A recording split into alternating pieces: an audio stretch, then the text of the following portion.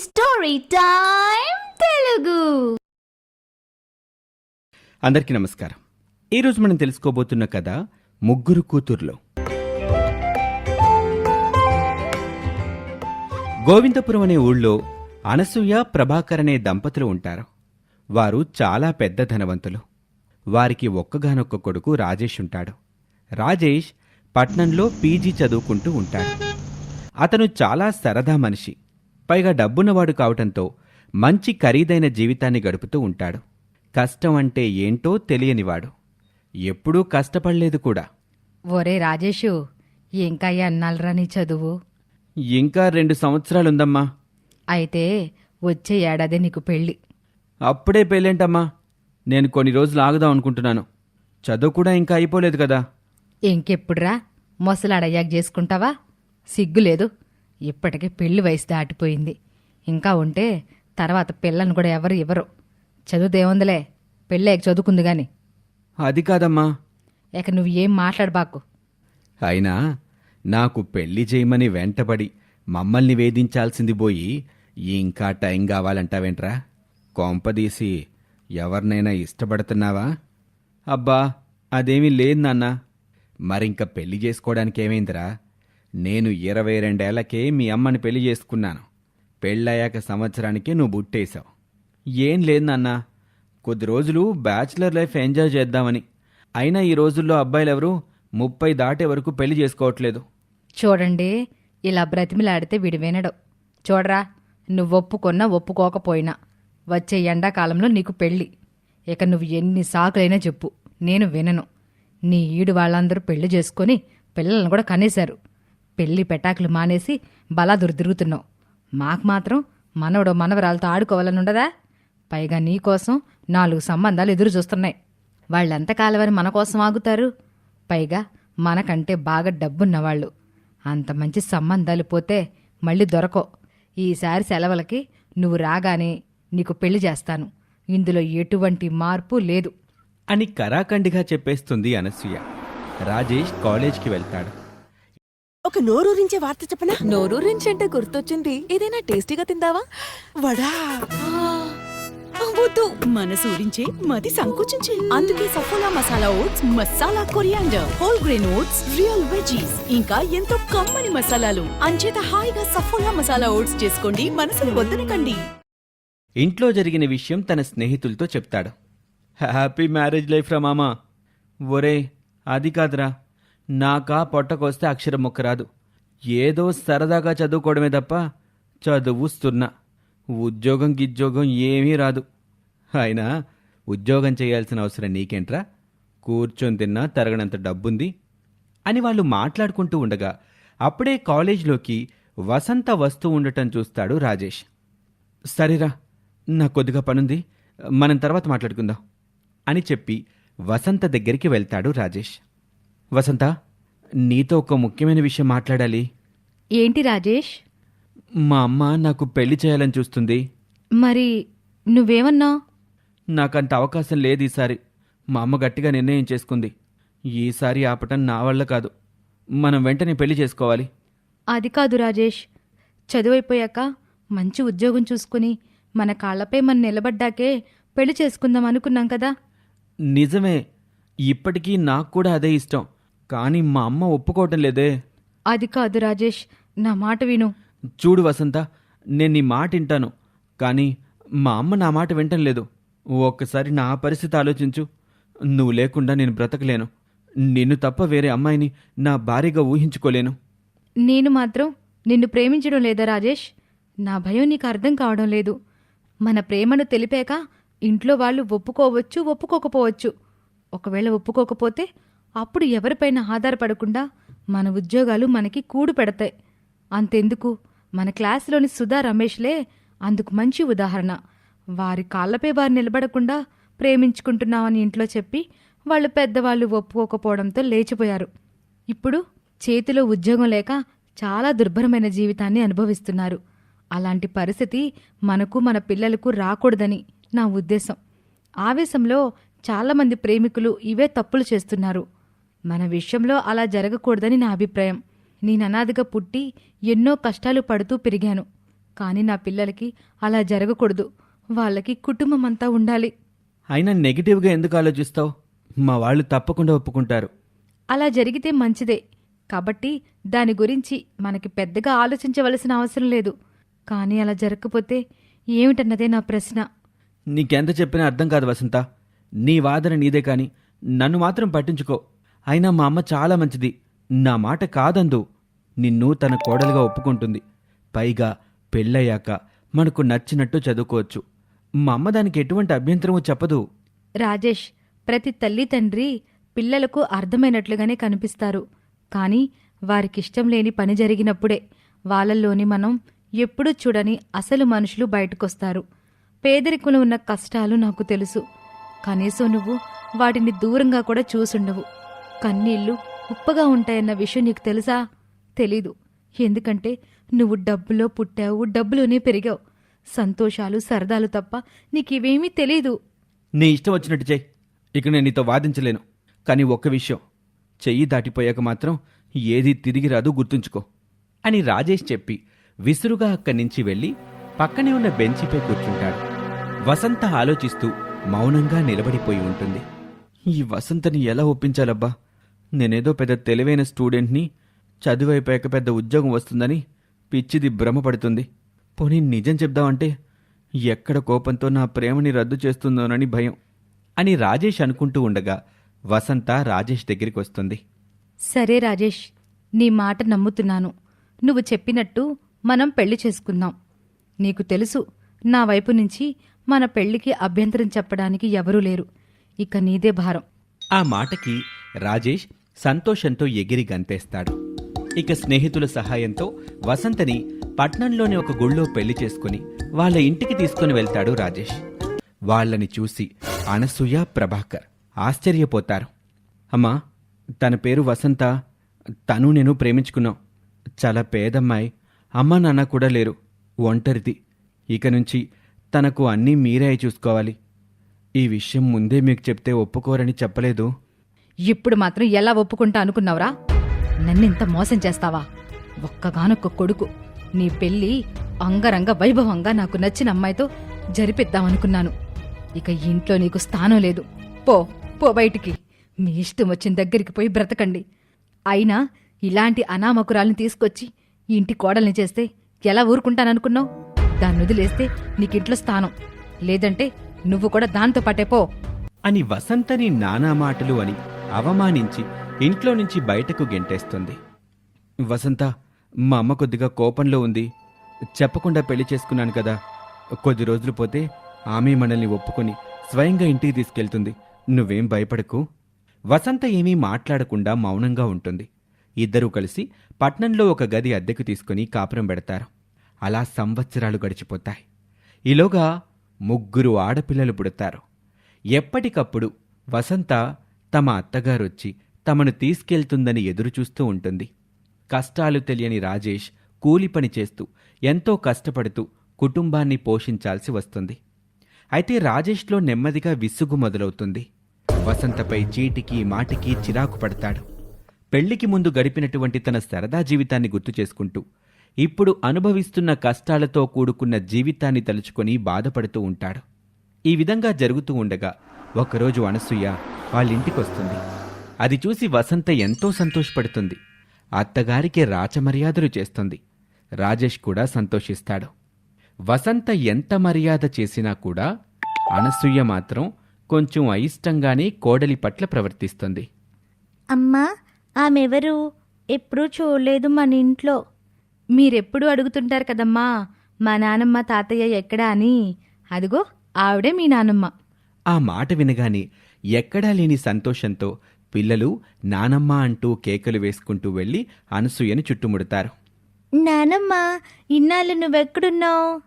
మరి తాతయ్య ఎక్కడా? ఇక నుంచి నువ్వు మాతోనే ఉంటావు కదూ? అంటూ పిల్లలు ప్రశ్నల వర్షం కురిపిస్తారు. ఆనందంతో ఉబ్బి తబ్బిబ్బవుతారు. కాని ఇవేమీ పట్టని అనసూయకి చిరాకు పుడుతుంది. నా కొడుకుతో మాట్లాడదామని వస్తే ఈ ఎదవ సంతేంటి ఎలా తగులుకుంది అని అనుకొని వాళ్ళని పట్టించుకోదు అనసూయ. భగవంతుడా, ఇన్నాళ్లకు మా అత్తయ్య గారి మనసు మార్చి మమ్మల్ని తీసుకెళ్ళడానికి పంపించావా తండ్రి? ఇన్ని రోజులు నా పిల్లలు కూడా నాలాగే అనాథులుగా కుటుంబ బంధాలు లేకుండా బ్రతకాల్సి వస్తుందని భయపడ్డాను. నానమ్మ తాతయ్య ఎక్కడని వాళ్ళు అడుగుతూ ఉంటే ఏం సమాధానం చెప్పాలో తెలియక ఇబ్బంది పడ్డా. ఇక ఇప్పుడు ఆ బాధ లేదు. నాకు చాలా సంతోషంగా ఉంది. రేపటి నుంచి వాళ్ళు వారి తాతయ్య నానమ్మలతో సంతోషంగా గడుపుతారు. త్వరగా వెళ్ళి సామాన్లన్నీ సర్దుకోవాలి. బహుశా రేపొద్దున్నే మొదటి బస్సుకి బయలుదేరి వెళ్లాల్సి ఉంటుందేమో అని ఆనందంతో లోపలికెళ్ళి సామాన్లు మూట కడుతూ ఉంటుంది వసంత. ఎగబడింది చాలు, వెళ్ళి ఆడుకోండి. నానమ్మ, తాతయ్య ఊర్లో ఉన్నాడా? మా దగ్గరికి ఎప్పుడొస్తాడు? అందరి పిల్లలు వాళ్ళ నానమ్మ తాతయ్యతో ఆడుకుంటుంటే మాకెంతో బాధ వేసేది తెలుసా? మా ఫ్రెండ్స్ మీకు నానమ్మ తాతయ్య లేరని ఎగతాళి చేస్తుంటే మాకు ఏడుపు వచ్చేది. ఇక నుంచి హాయిగా మేం కూడా మీతోనే ఆడుకుంటాం అని పిల్లలు తెగ సంబరపడుతూ ఉంటారు. ఈ మాయదారి సంతా నా కొడుకుతో కాసేపు కూడా ప్రశాంతంగా మాట్లాడనిచ్చేలా లేరు. ఏదో ఒకటి చెయ్యాలి. ఇదిగో పిల్లలు, వెళ్ళి పడుకోండి. మనం రేపు ఆడుకుందాం. ఓహో, మేము వెళ్ళము. మేము నీ దగ్గరే ఉంటాం. నిన్ను వదిలిపెట్టి ఎక్కడికి వెళ్ళం. నానమ్మ, రేపు మనం మన ఊరికి వెళ్తున్నామా? అవును. మాకు బోలెడని బొమ్మలు కొనిపెట్టాలి. అలాగే. మరి నేను చెప్పినట్టు వింటే బొమ్మలు కొనిపెడతా. వెళ్ళి పడుకోండి. సరే. అని దివ్య, వర్ష వాళ్ళ అమ్మ దగ్గరికి వెళ్ళి, అమ్మా, నానమ్మ రేపు మాకు బోల్డన్ని బొమ్మలు కొనిపెడుతుందంట. అంతేకాదు, మమ్మల్ని రేపు ఊరికి తీసుకెళ్తుందంట. అవునమ్మా, మీరే కాదు, నాన్న నేను కూడా వస్తున్నాం. అందరం కలిసి మన సొంత ఊరికి వెళ్తున్నాం. త్వరగా పడుకోండి, పొద్దున్నే లేపుతాను అని వసంత అనటంతో పిల్లలు పడుకుంటారు. అమ్మా, ఇన్నాళ్ళకు నాపై కోపం పోయిందా? నాన్న రాలేదే అమ్మా? ఆయనకింకా నా మీద కోపం తగ్గలేదా? ఛ, నీపై నా కోపం ఏంటి నాన్న? ఒక్కగానొక్క కొడుకువి. నిన్నెంతో అల్లారు ముద్దుగా పెంచుకున్నానురా. మా కన్నీ నువ్వే కదరా. ఇన్నాళ్ళు నిన్ను విడిచుండలేక ఎంత నరకం అనుభవించావో తెలుసా? ఏదో ఆ రోజు కోపంలో అలా అనేశాను. మీ నాన్నగారికి కూడా నువ్వంటే కోపం లేదు. ఎలా ఉండేవాడివి, ఎలాగైపోయావు? ఏసీ కారులో తిరుగుతూ పట్టు పరుపులపై బ్రతికిన వాడివి ఎంత దుర్భరమైన జీవితాన్ని గడుపుతున్నావా? కూలి పని చేయాల్సిన కర్మ నీకేంట్రా? 10 మంది చేత పని చేయించవలసిన యజమానివి. ఈ మాయదారి మహాతల్లి నీ జీవితంలో ఎప్పుడైతే అడుగు పెట్టిందో నీ జీవితంలో ఆనందమే లేకుండా పోయింది. అదే నేను చెప్పినట్టు వినుంటే నీకీ కర్మ బట్టేది కాదు కదరా. అక్కడ నేను మీ నాన్న ఇన్నేళ్లగా నిన్నే తలుచుకుంటా అన్నము నీళ్లు కూడా సహించకుండా బాధపడుతున్నాం. ఎప్పటికైనా మించిపోయింది లేదురా. నాన్న, పదమ్మ, మన ఇంటికి వెళ్దాం. ఆ ఆస్తి నీకు కాక ఇంకెవరికిరా? ఇంక నేను నీకు దూరంగా ఉండలేను. ఎప్పటికైనా మనసు మార్చుకొని నువ్వే తిరిగి ఇంటికి వస్తావని ఎన్నాళ్ళగా ఎదురు చూశాను. కానీ నువ్వు రాలేదు. అందుకే అమ్మగా నిన్ను వెతుక్కుంటూ నేనే వచ్చాను. అలాగే అమ్మా, రేపే బయలుదేరి వెళ్దాం. నేనెళ్ళి వసంతని సామాన్లు మొత్తం సర్దమని చెప్తాను. చూడు నాన్న, నేనిక్కడికి వచ్చింది నా కొడుకుని తీసుకెళ్ళడానికి మాత్రమే. కానీ ఆ మహాతల్లిని దాని పిల్లలని తీసుకెళ్ళడానికి కాదు. అదేంటమ్మా అలా అంటావు? తను నా భార్య, వాళ్ళు నా పిల్లలు. నేనెక్కడ ఉంటే వాళ్ళు అక్కడే ఉంటారు. కుదరదంటే ఎలా? దాన్ని వదిలే. కనీసం మన వంశానికి ఒక్క వారసుడైనా ఇవ్వలేకపోయింది. ఈ అమ్మతో రారా, నీకు బంగారం లాంటి అమ్మాయిని చూసి మరో పెళ్లి చేస్తాను. హాయిగా కూర్చొని దర్జాగా మహారాజుల బ్రతుకొచ్చిరా. ఇది నీ జీవితంలో ఉన్నంతకాలం నీకు మనశ్శాంతి, రాజయోగం ఉండదురా. కొందరు తలరాతలంతే. చూసావుగా, దాన్ని పెళ్లి చేసుకోకముందు నీ జీవితం ఎలాగుందో, అది నీ జీవితంలోకి వచ్చాక ఎలా ఉందో. ఎప్పుడూ సంతోషంగా ఉండే నీ జీవితంలో సంతోషం అనేది లేకుండా కనుమరుగైపోయింది. అలాంటి దరిద్రాన్ని వదిలించుకోవాలి, కానీ వెంట తెచ్చుకోకూడదు. నా మాట వినరా నాన్న? దయచేసి నాతో రారా. నీ జీవితానికి పూర్వ వైభవం తీసుకొస్తాను. ఇలా పని చేసి చేసి ఏదో ఒకరోజు పిచ్చివాడివైపోతావురా. ఈ తల్లి నీ క్షేమమే కోరుకుంటుంది కదరా. అందుకే అంటారు, భార్య జేబు చూస్తుంది, తల్లి కడుపు చూస్తుంది అని. ఆమె మాటలకు రాజేష్ ఆలోచనలో పడతాడు. అది గమనించిన అనసూయ తన పథకం పనిచేస్తుందని సంతోషపడుతుంది. చూడు నాన్న, ఈ దరిద్రపు గొట్టు మొహం దాన్ని మనింటికి తీసుకొస్తే మన ఆస్తి మొత్తం కూడా పోయి మనందరం రోడ్డున పడతాం ఖాయం. అందుకే అది మనకొద్దంటున్నాన్రా. నన్ను అర్థం చేసుకోరా నాన్న. ఈ తల్లి తపన ఆవేదనంతా నీకోసమేరా. అంటూ దొంగేడు పేడుస్తుంది అనసూయ. నాకేం చేయాలో పాలుపోవటం లేదమ్మా. ఎంత చెప్పినా నువ్వు అర్థం చేసుకోకపోతే నేనేం చేయలేను. నువ్వొస్తావని 1000 కళ్లతో ఎదురు చూస్తూ ఉంటుందిరా ఈ అమ్మ. అని చెప్పి అనసూయ వెళ్ళిపోతుంది. పిల్లల్ని పడుకోబెట్టి అప్పుడే హాల్లోకొచ్చిన వసంతకి అత్తగారు కనిపించకపోవటంతో, అత్తగారేరండి, కనిపించట్లేదు. అర్జెంట్ పనుందంట, ఊరెళ్ళిపోయింది. నీతో చెప్పమని చెప్పింది. అవునా, వెళ్తున్నానని నాతో మాట కూడా చెప్పలేదు. ఇంతకీ మనల్ని ఎప్పుడు రమ్మన్నారు? అది మంచి రోజు చూసుకొని కబురు పెడతాను, కోడలి పిల్లల్ని తీసుకొని రారా అని చెప్పింది అని రాజేష్ అబద్ధం చెప్తాడు. ఆ మాటకు సంతోషంతో వసంత, అత్తయ్యగారు ఎంత మంచివారు. ఇక మన కష్టాలన్నీ తీరిపోతాయి. మీరు కూలివాడిగా పనిచేయాల్సిన అవసరం లేదు. ఇన్నాళ్ళు మీరు కూలి పని చేస్తుంటే నేనెంతో బాధపడ్డాను. కానీ వేరే దారి లేదు. అందుకే ఏం చేయలేక నాలో నేను ఎంతో వేదన అనుభవించాను. అలా ఆ రాత్రి గడుస్తుంది. తెల్లవారిన తర్వాత రాజేష్ ఎక్కడా కనిపించడు. కంగారు పడిపోయిన వసంత చుట్టూ వెతుకుతుంది. కానీ ఎక్కడా రాజేష్ జాడ తెలియదు. ఫోన్ కూడా స్విచ్ ఆఫ్ వస్తుంది.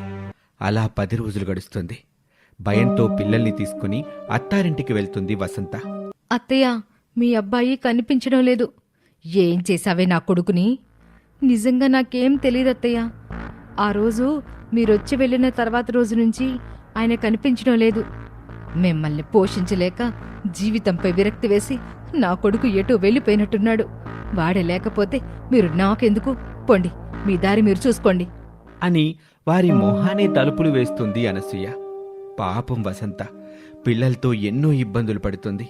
కుటుంబం గడవటం కూడా చాలా కష్టమైపోతుంది. మరోవైపు భర్త ఏమైపోయాడోనని బాధ. వసంత ఇళ్లల్లో పాచి పనులు చేస్తూ, మిషన్ కుడుతూ, అలా కంటి మీద కొనుకు లేకుండా, విశ్రాంతి లేకుండా కష్టపడుతూ పిల్లల్ని పోషిస్తూ వారికి చదువు చెప్పిస్తూ ఉంటుంది. ఈ విధంగా జరుగుతూ ఉండగా ఒకరోజు రోడ్డుపై నడుచుకుంటూ వస్తున్న వసంత కారులో వెళ్తున్న రాజేష్ని, అతని పక్కనే ఉన్న ఆమెను చూసి ఆశ్చర్యపోతుంది. ఆమెకు నోట మాట రాదు. షాక్ కొట్టిందాన్లా అలాగే నిలబడి చూస్తూ ఉంటుంది. ఆమెను చూసిన రాజేష్ చూసి చూడనట్లుగా తల తిప్పుకుంటాడు. వెళ్ళిపోతున్న భర్త వెంటపడి వసంత, ఏమండి, ఏమండి, ఏంటి నన్ను చూసి కూడా ఎవరో తెలియనట్లు అట్లా మొహం తిప్పుకుని వెళ్ళిపోతున్నారు? నేనండి, మీ వసంతని. ఇన్నాళ్ళు ఎక్కడున్నారు? అసలేమైపోయారు? మీకోసం ఎన్నో రోజులుగా కళ్ళు కాయలు కాచేలా ఎదురు చూస్తున్నాను. పక్కనే ఉన్న రాజేష్ రెండో భార్య ఉమాదేవి, ఎవరండి ఈవిడ?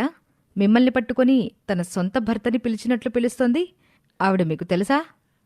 ఎవరో పిచ్చిదయింటుంది. బహుశా ఆమె భర్త కూడా నా పోలికలతో ఉండుంటాడు. అది పోల్చుకోలేక పొరపాటు పడినట్లుంది. ఆమెను చూస్తే అలా అనిపించడం లేదే. పిచ్చిదానిలాగా కూడా లేదు.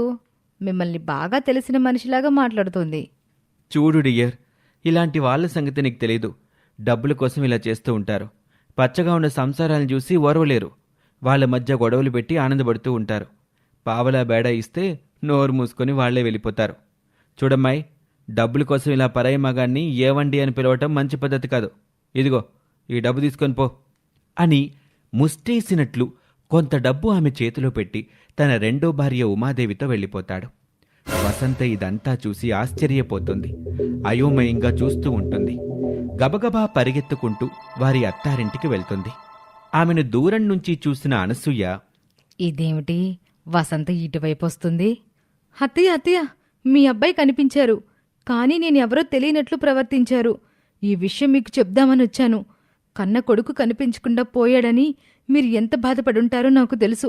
ఈ విషయం మీకు తెలిస్తే మీ మనస్సు కాస్తో కూస్తో కుదుట పడుతుంది, ఊరట కలుగుతుంది కదా అని చెప్పి పోదామనొచ్చానత్తయ్య అని అంటూ ఉండగానే రాజేష్ తన రెండో భార్య ఉమాదేవితో కలిసి సినిమాకెళ్తూ తల్లికి చెప్పి వెళ్దామని హాల్లోకొస్తాడు.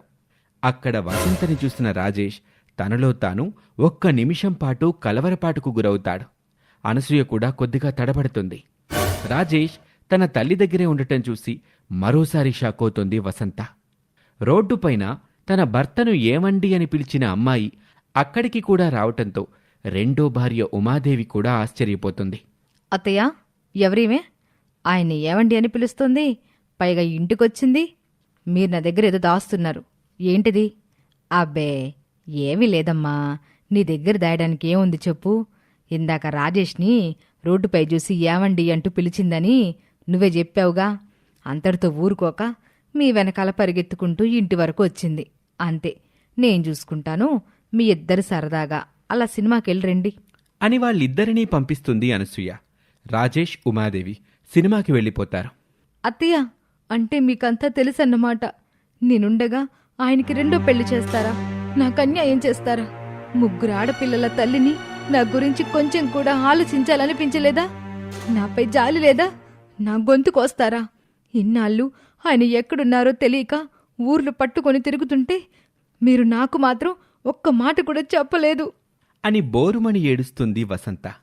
నా భర్త పక్కన నేనుండాల్సిన స్థానంలో మరొక ఆడది ఉంటే ఎంత బాధో తెలుసా? నేను దీన్ని ఒప్పుకోను. ఇప్పుడే వెళ్ళి పోలీస్ స్టేషన్లో కంప్లైంట్ చేస్తాను అని వసంత బయలుదేరబోతూ ఉండగా, అమ్మో, ఇది పోలీస్ స్టేషన్కి వెళ్తే నా కొడుక్కి రెండో పెళ్ళన్న విషయం నా కోడలికి తెలిసిపోతుంది. అప్పుడు మొదటికి మోసం వస్తుంది. ఏదో ఒకటి చేసి దీన్ని దారి మళ్లించాలి అని మనసులో అనుకొని అనసూయ ఏడుపు మొహం పెడుతుంది. చూడమ్మా, నువ్వు నన్ను తప్పుగా అర్థం చేసుకున్నావు. నేను ఒప్పుకున్నా ఒప్పుకోకపోయినా నువ్వు ఇంటికి కోడలివి. నీకొక నిజం చెప్పాలి. వాడు ఈ మధ్య నా దగ్గరకు వచ్చాడు. నేను మీ ఇంటికి వచ్చి వెళ్ళిన రోజు రాత్రి వాడు పని మీద బయటకు వచ్చాడంట. అప్పుడు వాడికి యాక్సిడెంట్ అయిందంట. అప్పుడు అక్కడే ఉన్న ఒక అతను వాడిని కాపాడి తన వెంట తీసుకొని వెళ్ళాడు. స్పృహలోకి వచ్చాక వాడు గతం మర్చిపోయినట్టు అతను గుర్తించి రాజేష్ని తమతో పాటు తీసుకెళ్లి కొన్నాళ్లు తన ఇంట్లోనే ఉంచుకున్నాడు. తర్వాత తన కూతుర్నిచ్చి పెళ్లి చేశాడంట. తనే అమ్మాయి. అందుకే వాడు నిన్ను గుర్తుపట్టలేకపోయాడు. వాడికి పాతవేమీ గుర్తులేవమ్మా. అదంతా వింటూ నమ్మలేనట్టుగా మౌనంగా చూస్తూ ఉండిపోతుంది వసంత. వెంటనే గతం మర్చిపోయిన వాడికి మరి మీరెలా గుర్తున్నారత్తయ్య? ఆ మాటకి అనసూయ గతుక్కుమంటుంది. ఏం చెప్పాలో అనసూయకి తోచక చేతులు బిసుక్కుంటుంది. వెంటనే పక్కనే ఉన్న ఆమె భర్త, "ఓ అదా, మొన్న మధ్య ఒకరోజు నా స్నేహితుని కూతురు పెళ్లికెళ్తే అక్కడికి రాజేష్ వచ్చాడు. పక్కన ఒక అమ్మాయితో కలిసి ఉండడం చూసి దగ్గరికెళ్ళి పలకరిస్తే మేమెవరో తెలియనట్టుగా మాట్లాడాడు. మేము ఆశ్చర్యపోయాం. ఈలోగా ఓ పెద్దాయన వచ్చి రాజేష్ పరిస్థితి అంతా వివరించాడు. అతనే రాజేష్ మామగారంట. అప్పుడు రాజేష్ మా కొడుకు అన్న సంగతి ఆయనకి చెప్పాం. అప్పుడు రాజేష్ మామగారు అదంతా నిజమని నమ్మి రాజేష్కి మా గురించి చెప్పి వాళ్ళిద్దరినీ మా దగ్గరికి పంపించాడు. ఇదంతా నీకు చెప్దాం అనుకున్నాం గాని ఆ అమ్మాయి తండ్రి సమాజంలో పేరు మోసిన పెద్ద మనిషి. తేడా వస్తే మన ప్రాణాలు గాల్లో కలిసిపోతాయి. పైగా గతాన్ని ఒక్కసారిగా గుర్తు చేస్తే ప్రాణానికే ప్రమాదం అని డాక్టర్లు చెప్పారు. ఎలాగైనా అబ్బాయికి గతం గుర్తొచ్చే వరకు ఓపిక బట్టి తర్వాత నిదానంగా చెప్దాం అనుకున్నాం. అంతే కదా అనసూయ?" అవును, అంతే అంతే అని అనసూయ అంటుంది. "కొద్దిగా ఓపిక పట్టమ్మా. నెమ్మదిగా అన్నీ సర్దుకున్నాక అబ్బాయికి నీ గురించి గుర్తు చేస్తాం. అప్పటి వరకు నువ్వు కాస్త రాజేష్కి ఆ అమ్మాయికి కనిపించకుండా ఉండటమే మంచిది." అవును కోడలా, ఇంతకీ నా మనవరాళ్ళెలాగున్నారు? నేనొక పాపిష్టిదాన్ని. కొడుకు కనిపించకుండా పోయాడన్న బాధలో ఇన్నాళ్ళు నిన్ను నా మనవరాళ్ళని ఎలా ఉన్నారో కూడా పట్టించుకోలేదు. నా మనవరాళ్ళని అడిగానని చెప్పు. నువ్వు త్వరగా ఇంటికి రావాలని కోరుకునే వాళ్ళల్లో ఈ అత్తయ్య ముందుంటుందమ్మా.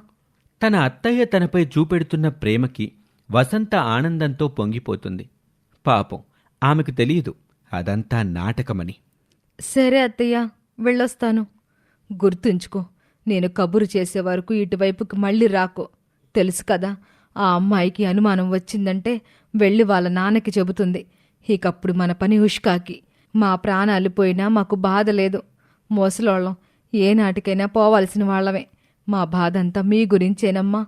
నువ్వు నా కొడుకు సంతోషంగా అన్యోన్యంగా కలిసుంటే చూడాలనుంది. అందుకే నేను నిన్ను బ్రతిమలాడుతున్నాను. అర్థం చేసుకుంటావు కదూ? సరే అత్తయ్య, మీరంతలా నాకు చెప్పాలా? మీ కొడుకు కోసం ఎదురు చూస్తూ ఉంటాను. ఆయన ఏ రోజుకైనా నా దగ్గరకు వస్తారని, మళ్ళీ మాకు మంచి రోజులు వస్తాయని నేను ఆ దేవుణ్ణి ప్రార్థిస్తున్నాను. వెళ్ళొస్తానత్తయ్య. వసంత భర్త రాక కోసం ఆశగా సంవత్సరాల తరబడి ఎదురు చూస్తూ ఉంటుంది. అలా చాలా రోజులు గడిచిపోతాయి. అయినా భర్త ఇంటికి రాడు.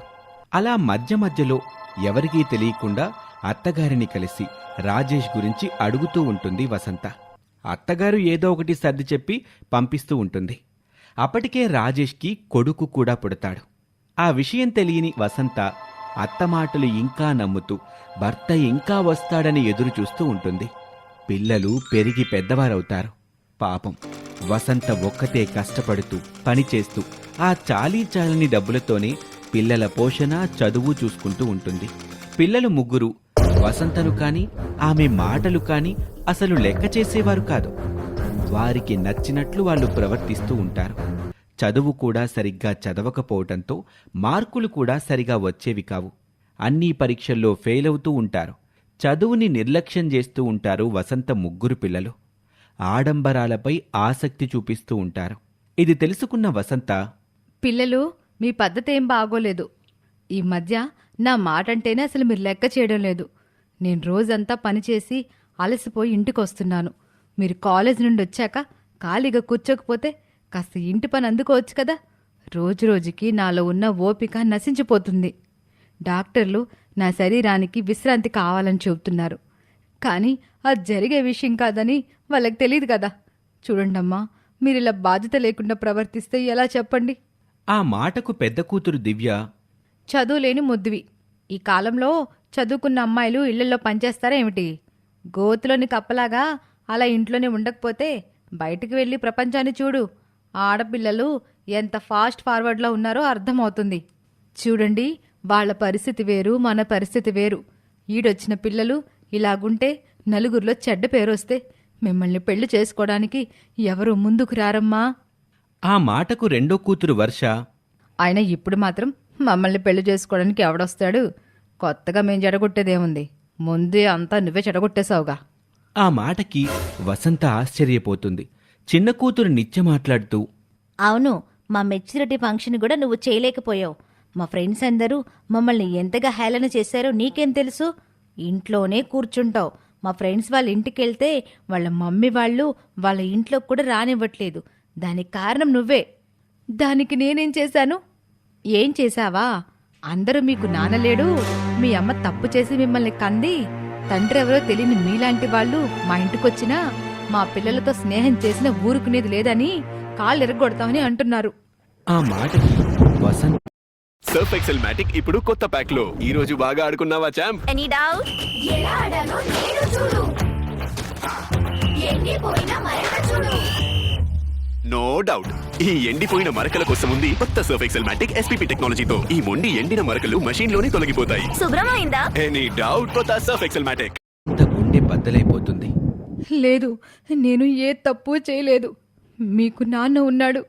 అయితే ఏడి మా నాన్న? ఎక్కడున్నాడు? ఇక్కడెందుకు లేడు? మాకు ఊహ తెలిసినప్పటి నుంచి మా నాన్నని ఒకసారి కూడా చూడలేదు. నువ్వే తప్పు చేయకపోతే నాన్న నిన్నెందుకు వదిలేశాడు? చెప్పు.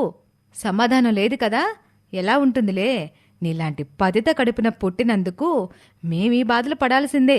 మేము ఏ జన్మలో ఏ పాపం చేశామో నీ కడుపున పుట్టాం. ఆ మాట పూర్తయిందో లేదో దివ్య చెంప చెల్లు మనిపిస్తుంది వసంత. మమ్మల్నే కొడతావా? ఈ ఇంట్లో ఒక్క క్షణం కూడా ఉండం. మా దారి మేము చూసుకుంటాం. పదండే పోదాం అని ముగ్గురు కూతుళ్ళు పౌరుషంగా బయటకు వెళ్ళిపోతారు. వెళ్ళొద్దు, ఆగండమ్మా, ఆగండి అని వసంత ఎంత బ్రతిమిలాడినా వినకుండా అలిగి బయటకు వెళ్ళిపోతారు. పాపం వసంత వెక్కి వెక్కి ఏడుస్తుంది. కొద్దిసేపటి తర్వాత తేరుకొని కళ్ళు తుడుచుకొని, ఇన్నాళ్ళు ఆయనే వస్తారులే అని ఊరుకున్నాను. కానీ ఇప్పుడు నా కడుపున పుట్టిన పిల్లలే నన్ను తప్పు పడుతుంటే ఇక వెళ్ళక తప్పదు అని బయలుదేరి అత్తారింటికి వెళ్తుంది వసంత. దూరం నుంచి ఇంటి దగ్గర ఏదో ఫంక్షన్ జరుగుతున్నట్లుగా గమనిస్తుంది. ఏం జరుగుతుందో తెలుసుకుందామని కిటికీ దగ్గర నుంచొని చూస్తుంది. అప్పుడే కిటికీ దగ్గర నిలబడి ఉన్న రాజేష్, అనసూయ ఈ విధంగా మాట్లాడుకుంటూ ఉంటారు. అమ్మా, ఆ రోజు నువ్వు చెప్పినట్టు ఆ వసంతను వదిలేసి రాకుండా ఉంటే నాకింత అదృష్టం పట్టేది కాదు. ఆ కష్టాల కొలిమిలో మగ్గిపోయి మసైపోయి ఉండేవాణ్ణి. మనింటికి ఒక వారసుడొచ్చాడు. ఈరోజు ఇంత ఘనంగా నా కొడుక్కి ధోతి ఫంక్షన్ జరుపుకుంటున్నాం. ఆ మాట విన్న వసంత ఒక్కసారిగా షాక్ అవుతుంది. అమ్మా, ఈ సందర్భంగా కానుకగా మా మామగారు తన ఆస్తిని సగభాగం మనవడి పేరు మీద పెడతాడంట. నేను ఇంకా ధనవంతుని కాబోతున్నాను.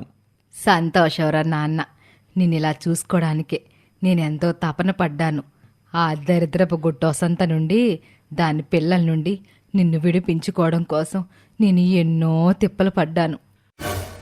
అవునమ్మా, దేవతలా సమయానికొచ్చి నా కళ్ళు తెరిపించావు. అమ్మా, ఆ వసంత మన ఇంటివైపు రాదంటావా? మనం నాటకం ఆడుతున్న సంగతి దానికి తెలీదు. అది నన్ను కలిసిన ప్రతిసారి దానిపైన ప్రేమ వలకబోస్తూ నటించి పంపించేస్తున్నాను. అది నా మాట నమ్మి వెళ్ళిపోయింది. నేను పిలిచే వరకు రావద్దని చెప్పేశాను. దాని గురించి ఆలోచించుకో. హాయిగా నీ భార్య కొడుకుతో సంతోషంగా గడుపు. దాని సంగతి నేను చూసుకుంటాను గదా. రాజేష్ అక్కడి నుంచి వెళ్ళిపోతాడు. ఓసే వసంత, నా కొడుకుని నా నుంచి దూరం చేస్తావా? నేనెంత నరకం అనుభవించానో నువ్వు అనుభవించాలి. నిన్నంత ఈజీగా వదలనే. నీ జీవితాన్ని ఒక ఆట ఆడుకుంటాను. ఆ మాటలన్నీ వింటూ కిటికీ పక్కన ఉన్న వసంతకి పిడుగుపడ్డట్టుగా అనిపిస్తుంది. అత్తయ్య, మీరు మనసులో ఎంత విషం పెట్టుకొని నా జీవితాన్ని నాశనం చేస్తారా? 3 ఆడపిల్లలున్నా కూడా నాపై జాలి చూపించలేదు. పైగా రాజేష్కి కొడుకు పుట్టి ఇన్నేళ్లైనా సరే నాకు చెప్పలేదు. నేను మరోసారి మోసపోయాను. ఇక ఇప్పుడు నా కూతుళ్ళకి వాళ్ళ తండ్రిని ఎలా చూపించను? నువ్వు జీవితంలో ఓడిపోయావే. మొదటి నుంచి నీ జీవితం ఎలా అయితే కాకూడదనుకున్నావో అలాగే జరిగిపోయింది అని బాధగా ఏడ్చుకుంటూ ఇంటికి తిరిగొస్తుంది వసంత. నేనింక బ్రతుకుండి ఏం లాభం? ఆత్మహత్య చేసుకోవడం తప్ప నాకిక వేరే మార్గం లేదు. అని ఆత్మహత్యకు ప్రయత్నం చేస్తుంది. ఇక దివ్య, వర్ష, నిత్య ఈ విధంగా మాట్లాడుకుంటూ ఉంటారు. చూసావాక్క, మనం ఇంట్లో నుండి వెళ్ళిపోయామన్న బాధ కూడా లేకుండా పోయింది మనమ్మకి. కనీసం మనల్ని వెతుక్కుంటూ వద్దామని కూడా తనకి లేదు. అయినా మనం ఎందుకు ఇంటి నుంచి పోవాలి? ఆమెనే ఇంట్లో నుంచి పంపించేద్దాం అని అనుకొని ముగ్గురూ తిరిగి మళ్ళీ ఇంటికొస్తారు. అదే సమయంలో ఆత్మహత్య చేసుకోబోయి ఒక్క నిమిషం ఆగి ఆలోచిస్తుంది వసంత. అప్పుడు ఇప్పుడు నేను లేకపోతే నా పిల్లలు అనాథలైపోతారు. అసలే ఈడొచ్చిన పిల్లలు. ఈ వయసులో తల్లో తండ్రో ఎవరో ఒకరు తోడు కావాలి వాళ్ళకి అని తన ఆత్మహత్యా ప్రయత్నం వారి కోసం విరమించుకొని వారిని వెతుక్కుంటూ బయలుదేరుతుంది. దారి మధ్యలో ఒకరికొకరు కలుసుకుంటారు, ఎదురుపడతారు. మేమింకా ఉన్నామా పోయామా అని చూడ్డానికి వస్తున్నావా? నువ్వసలు తల్లివేనా? పిల్లలు పొద్దుననగా ఇల్లొదిలెళ్ళిపోతే నీకు చీమ కుట్టినట్లు కూడా లేదే. అవునులే, నాన్నని వదిలించుకున్నట్లుగా మమ్మల్ని కూడా వదిలించుకోవాలని అనుకుంటున్నావు. అసలు నీలాంటి దాన్ని అమ్మ అని పిలవాలంటేనే అసహ్యం వేస్తుంది. మీ మాటలతో ఈ అమ్మని ఇంకా ఇంకా చంపకండి తల్లి. నేను మీకోసమే వస్తున్నాను. పదండమ్మా, మన ఇంటికి వెళదాం. ఇంకా నీ కాకమ్మ కథలు నమ్మడానికి మేమేమీ అమాయకులం కాదు. నిజంగా నీకు మా పైన ప్రేమ ఉంటే ఇప్పటి వరకు మా కోసం వెతకకుండా ఉండేదానివి కాదు. మీ నాన్నని తీసుకొద్దామని వెళ్ళాను. మళ్ళీ ఇంకో కొత్త నాటకమా? నన్ను నమ్మండమ్మా. అయితే నాన్నేడి? చెప్పు, ఎక్కడున్నాడు? ఆ విషయం ఎలా చెప్పాలో తెలియడం లేదు. మీ నాన్న ఎప్పటికీ మన దగ్గరికి రాడు. అసలు ఉంటేగా తీసుకురావటానికి. ఎవరు నన్ను తీసుకొస్తావు? వారి మాటలకి వసంత గుండె బద్దలైపోతుంది. ఎందుకమ్మా ఈ అమ్మని తూటల్లాంటి మాటలతో చిత్రహింసలు పెడుతున్నారు? ఈ అమ్మ చేసిన తప్పేంటి? సిగ్గు లేకుండా ఇంకా నా తప్పేంటి అని అడుగుతున్నావా? చేసిందంతా చేసి మళ్ళీ ఏం చేశానని అడుగుతున్నావా? వారి మాటలకు విలవిల్లాడిపోతుంది వసంత. సరే, మీరెన్నైనా అనండి, పడతాను. కానీ ఇంటికి వెళ్దాం పదండి. మేవింటికి రావాలంటే ఒక షరతు. ఏంటమ్మా అది? నువ్వింట్లో నుండి వెళ్ళిపోవాలి. అప్పుడే మేము ఇంటికొస్తాం. ఆ మాటకి పిడుగుపడ్డట్టు అనిపిస్తుంది వసంతకి. అలాగేనమ్మా, మీ ఇష్ట ప్రకారమే కానివ్వండి. మీరే ఇంట్లో ఉండండి, నేనే ఇంట్లో నుంచి వెళ్ళిపోతాను అని కన్నీటి పర్యంతంతో వెళ్ళిపోతుంది వసంత. ఇక పిల్లలు ముగ్గురు ఇంటికి చేరుకుంటారు. వసంత చాలా బాధతో, దిక్కుతోచక ఎక్కడకు వెళ్లాలో తెలియక ఊరి చివరన ఉన్న సత్రంలో తలదాచుకుంటుంది. మరోవైపు రాజేష్ తన రెండో భార్య కొడుకుతో సంతోషంగా జీవిస్తూ ఉంటాడు. దివ్య, వర్ష, నిత్య వారి మానాన వారు బాధ్యత లేకుండా జీవనాన్ని గడుపుతూ ఉంటారు. సినిమాలకు, షికార్లకు, రెస్టారెంట్లకు అబ్బాయిలతో కలిసి వెళ్లటం చేస్తూ ఉంటారు. వాళ్లకు అడ్డు చెప్పే పెద్ద దిక్కు లేకపోవడంతో ఇష్టారాజ్యంగా ప్రవర్తిస్తూ ఉంటారు. అయితే కొద్ది రోజులకి ఇంట్లో ఉన్న సరుకులు, డబ్బులు మొత్తం అయిపోతాయి. వాళ్లకి పూట గడవటం కూడా కష్టంగా మారిపోతుంది. అప్పుడు ముగ్గురు ఆడపిల్లలు ఒకరితో ఒకరు, చెల్లి, నా ఫ్రెండ్ రాహుల్ని అడిగి కొంత డబ్బులు తెస్తాను. అలాగే అక్క, వెళ్ళిరా. అని దివ్య తన ఫ్రెండ్ రాహుల్ దగ్గరికి వెళ్ళి డబ్బులు అడుగుతుంది.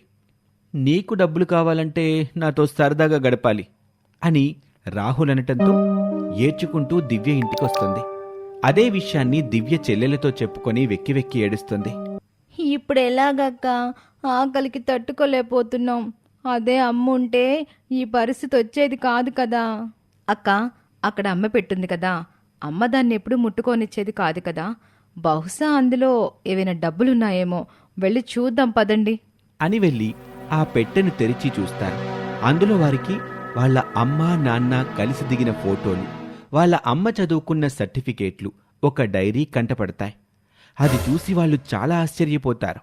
డైరీ తెరిచి చదివి వాళ్ళు చేసిన తప్పేంటో తెలుసుకుంటారు. మనం పొరపాటు చేశాం.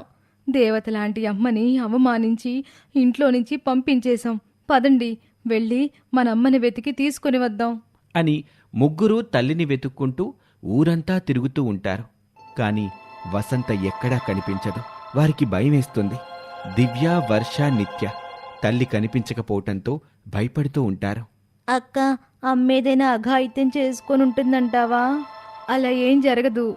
అమ్మకేమీ కాదు. ఎవరు భయపడకండి. అలా ఊరి బయటికెళ్ళి వెతుకుదాం పదండి. అని ఊరి బయటకు వెళ్లి వెతుకుతూ ఉండగా సత్రం బయట చెట్టు కింద మాసిన బట్టలతో ఏదో ఆలోచిస్తూ కూర్చుని ఉంటుంది వసంత. ఆమెను చూసిన ముగ్గురు కూతుళ్ళు అమ్మా అంటూ పరిగెత్తుకుంటూ వెళ్ళి ఆమెను వాటేసుకుంటారు. కాని ఆమెలో ఎటువంటి చలనమూ ఉండదు. ఆమె ఎక్కడో ఆలోచిస్తూ ఉంటుంది. కళ్ళ వెంట కన్నీళ్లు దారగా కారుతూ ఉంటాయి. పిల్లల మాటలు ఆమెకేమీ వినిపించటం లేదు. అప్పుడు ముగ్గురు కూతుళ్ళు అమ్మను పట్టుకొని అమ్మా అమ్మా అంటూ బోరున ఏడుస్తూ ఉంటారు. వారి ఏడ్పులు ఆమె చెవిన పడగానే ఆమెలోని తల్లి మనస్సు ఉలిక్కిపాటుకు గురవుతుంది. వెంటనే తన బిడ్డల్ని చూస్తుంది. ఆనందంతో పొంగిపోతుంది. వారిని ప్రేమగా ముద్దాడుతుంది. అమ్మా, మమ్మల్ని క్షమించు. నీ గురించి తెలుసుకోలేకపోయాము. మేము చాలా పెద్ద తప్పు చేశామమ్మా. రా అమ్మా, మన ఇంటికెళ్దాం. పిల్లలు, మీరు నన్ను క్షమించమని అడగడం ఏంటమ్మా? తెలిసి తెలియని వయస్సు మీది. మీరనటంలో తప్పేమి లేదులే. మీ జీవితాలు ఇలా కావటానికి కారణం నేనే కదా. అమ్మా, ఎప్పుడు మేము అలా అనం. నీలాంటి తల్లి దొరకడం మా అదృష్టం. నువ్వేంటో, నీ విలువెంతో మాకు తెలిసింది. అమ్మా, నువ్వేం బాధపడకో, పదమ్మా ఇంటికెళదాం అని చెప్పి తల్లిని తీసుకుని ముగ్గురు కూతుళ్ళు ఇంటికి చేరుకుంటారు. వసంత ఇంటికొచ్చిందే కాని ఆమె మనసంతా ఎంతో బాధగా రోదిస్తూ ఉంటుంది. తన భర్త చేసిన మోసాన్ని తట్టుకోలేకపోతుంది. అదే విషయాన్ని పదే పదే తలుచుకుంటూ రోజంతా ఏడుస్తూనే ఉంటుంది. ముగ్గురు పిల్లలు వసంత దగ్గరికొస్తారు. అమ్మా, నువ్విలా బాధపడుతూ కూర్చుంటే మాకు ధైర్యం చెప్పేదెవరు? అమ్మా, ఇన్నాళ్ళు నీ విలువ తెలుసుకోలేకపోయాం. పోనీలే, ఇప్పటికైనా మాకు బుద్ధొచ్చింది. నీ విలువ తెలిసింది. అందుకు మాకు చాలా సంతోషంగా ఉంది.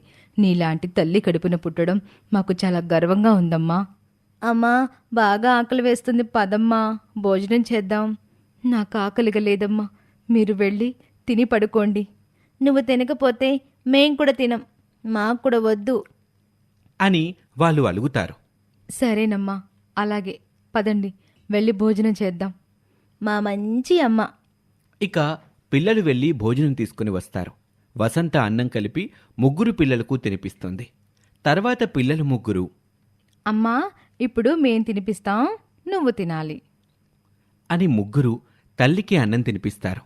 భోజనం చేస్తుంటే వసంత కళ్ళ వెంట కన్నీరు దారులుగా కారుతూ ఉంటుంది. ఏమైందమ్మా, కూరలో కారం ఎక్కువైందా? లేదమ్మా, ఇవి కన్నీళ్లు కావు. ఆనంద బాష్పాలు. మోసపూరితమైన భర్తనిచ్చిన ఆ దేవుడికి నాపై జాలి కలిగిందేమో. అందుకే రత్నాల్లాంటి 3 కూతుర్లనిచ్చాడు. ఇంత అదృష్టం ఏ తల్లికి మాత్రం దొరుకుతుంది తల్లి? లేదమ్మా, ఇన్నాళ్ళు మేం కూడా నిన్ను ఎంతో బాధ పెట్టాం. ఒకవైపు నాన్న, మరోవైపు మేము. మా మధ్య నువ్వు ఎంత నలిగిపోయి ఉంటావో తలుచుకుంటుంటేనే ఏడుపోస్తుంది. ఇక నుంచి మీ 3 కూతుళ్ళు ఎంత బాధ్యతగా ప్రవర్తిస్తారో నువ్వే చూస్తావు కదమ్మా. ఆ మాట చాలు. నేను బ్రతుకున్నదే మీకోసం, బ్రతుకుతున్నదే మీకోసం. మీకు పెళ్ళిళ్ళు చేసి మిమ్మల్ని ఒక అయ్య చేతిలో పెడితే నా బాధ్యత తీరిపోతుంది. ఇక అప్పుడు నేనేమైపోయినా పర్వాలేదు. అమ్మా, అలా అనుకో. నీకు మేమున్నాము. నీ కాపురాన్ని సరిదిద్దకుండా ఎలా ఊరుకుంటాం? ఇప్పటి వరకు ఏడ్చింది చాలు. ఇప్పటి నుండి ఏడుపనేది నీ దరిదాపుల్లోకి రాకుండా చేస్తాం.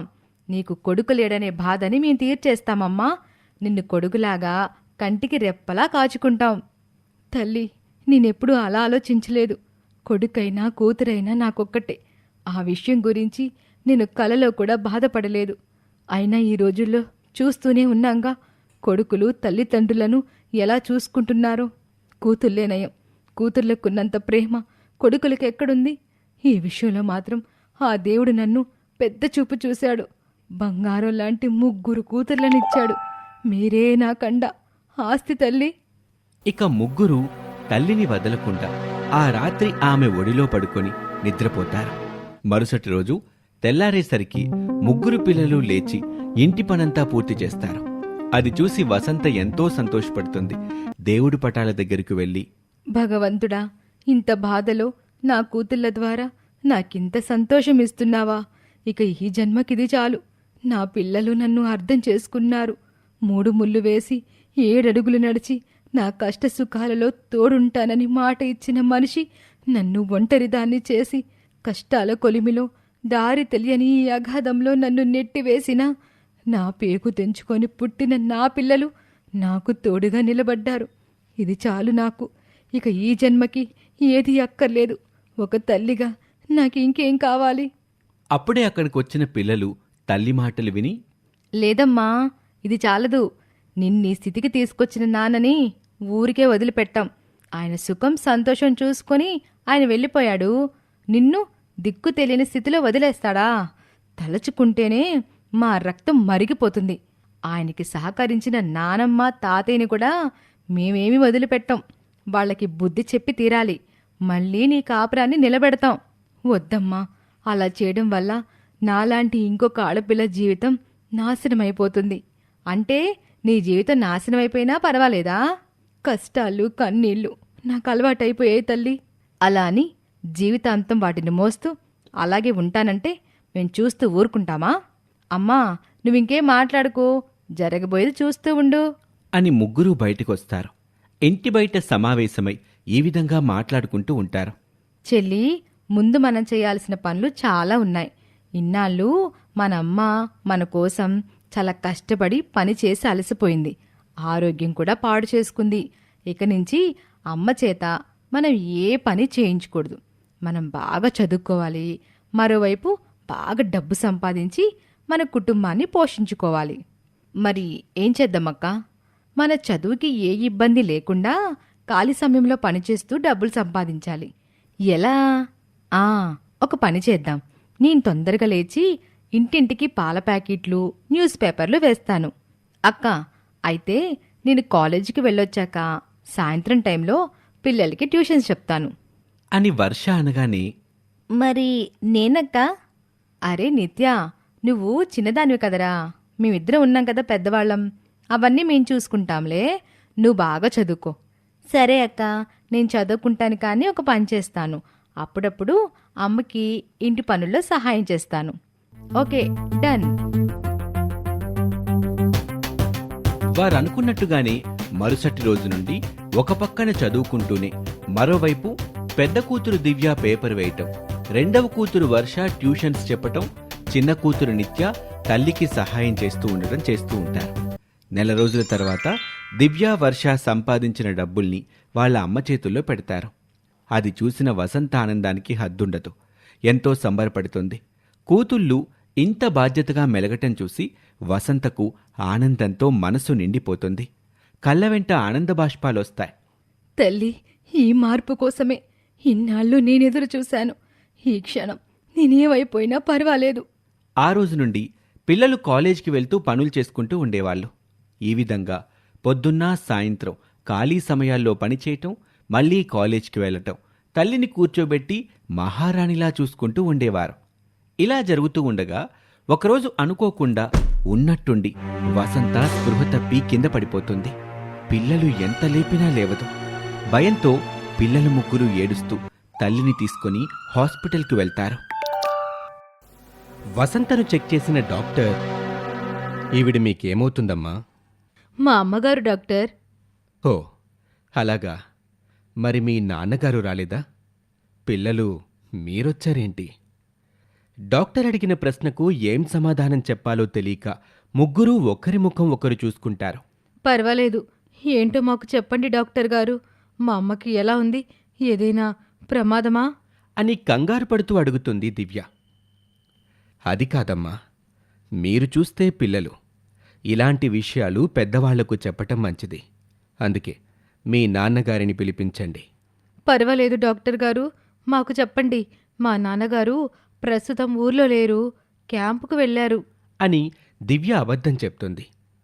అలాగా. చూడండి పిల్లలు, మీ అమ్మకు మానసికమైన రోగం వచ్చింది. ఆమె ఎంతో మనోవేదనకు గురవుతుంది. ఇది ఇలాగే జరిగితే ఆమె బ్రతకటం చాలా కష్టం. ఆమెలో చెప్పుకోలేనంత బాధ దాగి ఉంది. అది ఆమె ఆరోగ్యాన్ని రోజురోజుకీ తినేస్తుంది. కాబట్టి ఆమెను కంటికి రెప్పలా ఎప్పుడూ కాచుకుంటూ ఉండాలి. ఈ జబ్బు ఎక్కువైతే మతిస్థిమితం కోల్పోయి పిచ్చిదయ్యే ప్రమాదం కూడా లేకపోలేదు. ఆమె త్వరగా కోలుకోవాలంటే ఒకే ఒక్క మార్గం ఉంది. ఆమె మనసులో ఉన్న బాధేంటో తెలుసుకొని త్వరగా దాన్ని తీర్చండి. సరేనా? 2 రోజులు ఇక్కడే అబ్జర్వేషన్లో ఉంచుతాను. ఆ తర్వాత తీసుకెళ్లొచ్చు. ఇవిగో ఈ మందులు వాడండి అంటూ మందుల చీటీ దివ్యకిచ్చి అక్కడి నుంచి వెళ్ళిపోతాడు డాక్టర్. డాక్టర్ గారి మాటలు విన్న ముగ్గురు కూతుర్లు పేలమోహంతో నీరసించిపోయి బాధగా స్పృహలో లేని తల్లి పక్కన కూర్చొని ఆమెనే చూస్తూ ఉంటారు. అక్క, ఆ మందుల చీటీ ఇలా ఇవ్వు, నేను వెళ్ళి మందులు తీసుకొని వస్తాను అని దివ్య దగ్గర మందుల చీటీ తీసుకొని మందులు తీసుకురావటానికి వెళ్తుంది. అక్క, మనమ్మ బాధంతా నాన్న గురించి అయ్యుంటుంది. ఎలాగైనా మనం నాన్న దగ్గరకు వెళ్ళి ఆయన కాళ్ళ వేళ్ల పడైనా సరే నాన్నని అమ్మ దగ్గరికి తీసుకురావాలి. అవును చెల్లి, నువ్వు చెప్పింది కరెక్టే. మనం మన అమ్మను కాపాడుకోవటానికి అదొక్కటే మార్గం ఉంది. కానీ మన నాన్న వాళ్ళ ఇల్లు ఎక్కడుందో తెలియదు కదా. ఆయన్ని ఎలా కలవాలో అర్థం కావడం లేదు. మరోవైపు లేట్ చేసే కొద్దీ అమ్మ ప్రాణాలకే ప్రమాదం. ఏం చేయాలో తోచడం లేదు. మనమ్మ పరిస్థితి తలుచుకుంటే ఏడుపు తన్నుకొస్తుందక్క. ఏడవకు చెల్లి, ఊరుకో. ఆ దేవుడే మనకి ఏదో ఒక దారి చూపిస్తాడు. నేను వెళ్ళి హాస్పిటల్ బయటున్న ఆ గుడి దగ్గర దేవుడికి దండం పెట్టుకొని కుంకుమ తీసుకొని వస్తాను. ఈలోగా నువ్వు అమ్మని జాగ్రత్తగా చూసుకో. సరే అక్క. దివ్య గుడికి వెళ్ళి దేవుడికి దండం పెట్టుకుని తన తల్లికి తొందరగా నయం కావాలని అరచేతిలో హారతి కర్పూరం వెలిగించుకుంటుంది. అరచేతి బొబ్బలెక్కుతుంది. అయినా అలాగే తట్టుకుంటుంది. కొద్దిసేపటి తర్వాత కుంకుమ తీసుకొచ్చి తల్లి నుదుటిపై బొట్టు పెడుతుంది. వర్ష, నిత్య మందులు తీసుకొని వస్తానని చెప్పి వెళ్ళి చాలాసేపు అయింది, ఇంకా రాలేదేంటి? అవునక్క, నేను వెళ్ళి చూస్తాను అని వర్ష బయటకు వెళ్ళి చూస్తుంది. నిత్య ఎక్కడా కనపడదు. వర్ష భయంతో పరుగు పరుగున దివ్య దగ్గరికి వస్తుంది. అక్క, నిత్య ఎక్కడ కనిపించడం లేదు. ఏంటి నువ్వు అంటున్నది? అవునక్క, నాకు కొంచెం భయంగా ఉంది. పద, ఇంకోసారి అంతా వెతుకుదాం అని ఇద్దరూ చుట్టుపక్కల పరిసరాలు వెతుకుతారు. కానీ నిత్య జాడ తెలియదు. అయ్యో భగవంతుడా, ఏంటయ్యా మమ్మల్ని ఇలా పరీక్షిస్తున్నావు? మేము ఏం పాపం చేశాం? ఎందుకు మాతో ఇలా ఆడుకుంటున్నావు? దిక్కులేని వాళ్ళకి ఆ దేవుడే దిక్కంటారే. మరి అలాంటిది నీవు కూడా మా దిక్కును లేకుండా పోతే ఈ ప్రపంచాన్ని మేము ఎలా గెలవాలి? మమ్మల్ని మేము ఎలా రక్షించుకోవాలి? అమ్మను మేము ఎలా కాపాడుకోవాలి? ఒక దారి చూపించవా అయ్యా? అప్పుడే నిత్య అక్కడికొస్తుంది. ఆమెను చూసి ఆనందంతో ఇద్దరూ ఆమె దగ్గరికి పరిగెత్తుకుంటూ వెళ్తారు. నిత్య, మందులు తెస్తానని చెప్పి చెప్పా పెట్టకుండా ఎక్కడికి వెళ్ళావు? నీకోసం మేము ఎంత కంగారు పడ్డామో తెలుసా? అంటూ నిత్య ఒంటిపై గాయాలు గుర్తిస్తారు. చెల్లి, ఏంటమ్మా ఈ గాయాలు? ఏమైంది? అక్క, అసలు ఏమైందంటే నేను మందులు తీసుకొద్దామని బయటకొచ్చానా, అప్పుడే రోడ్డుపై ఒక ఖరీదైన కారులో నాన్నని వెళ్తూ ఉండడం చూశానక్క. వెంటనే ఆ కారు వెంటే పరిగెత్తాను. అలా పరిగెడుతుంటే కింద పడిపోయా. అప్పుడు ఇదిగో ఈ దెబ్బలు తగిలాయి.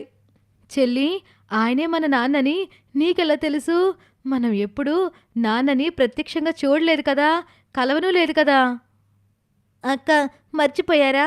అమ్మ పెట్టెలో అమ్మ నాన్నల ఫోటో ఉంది కదా, అందులోని నాన్న ముఖం నాకు స్పష్టంగా గుర్తుంది. కానీ నేను ఎంత వెంటపడినా నాన్న నన్ను పట్టించుకోలేదు. ఎన్ని కేకలేసినా కనీసం నాన్న తిరిగి చూడలేదు. నాకు మన నాన్న వాళ్ళ ఇల్లు తెలిసిపోయిందక్కా. ఆ మాట విని దివ్య, వర్ష తెగ సంబరపడిపోతారు. నిజమా చెల్లి? అవునక్క. అయితే నేను రేపే వెళ్ళి నాన్నకి అమ్మ పరిస్థితి గురించి చెప్పి ఆయన్ని ఒప్పించి ఎలాగైనా అమ్మ దగ్గరికి తీసుకొస్తాను. పదండి, అమ్మ అక్కడ ఒక్కతే ఉంది. స్పృహలోకి వస్తే మళ్ళీ కంగారు పడుతుంది. అని ముగ్గురు తల్లి దగ్గరకు వెళ్తారు. మరునాడు దివ్య నిత్య ద్వారా తన తండ్రి ఇంటి అడ్రస్ తెలుసుకొని అతని ఇంటికి వెళ్తుంది. కాలింగ్ బెల్ కొడుతుంది. రాజేష్ వచ్చి తలుపు తీస్తాడు. తండ్రిని ఎదురుగా చూడగానే దివ్య ఎంతో సంబరపడిపోతుంది. దివ్య సంతోషంగా నాన్నా అని అంటుంది. ఏయ్, ఎవరు నువ్వు?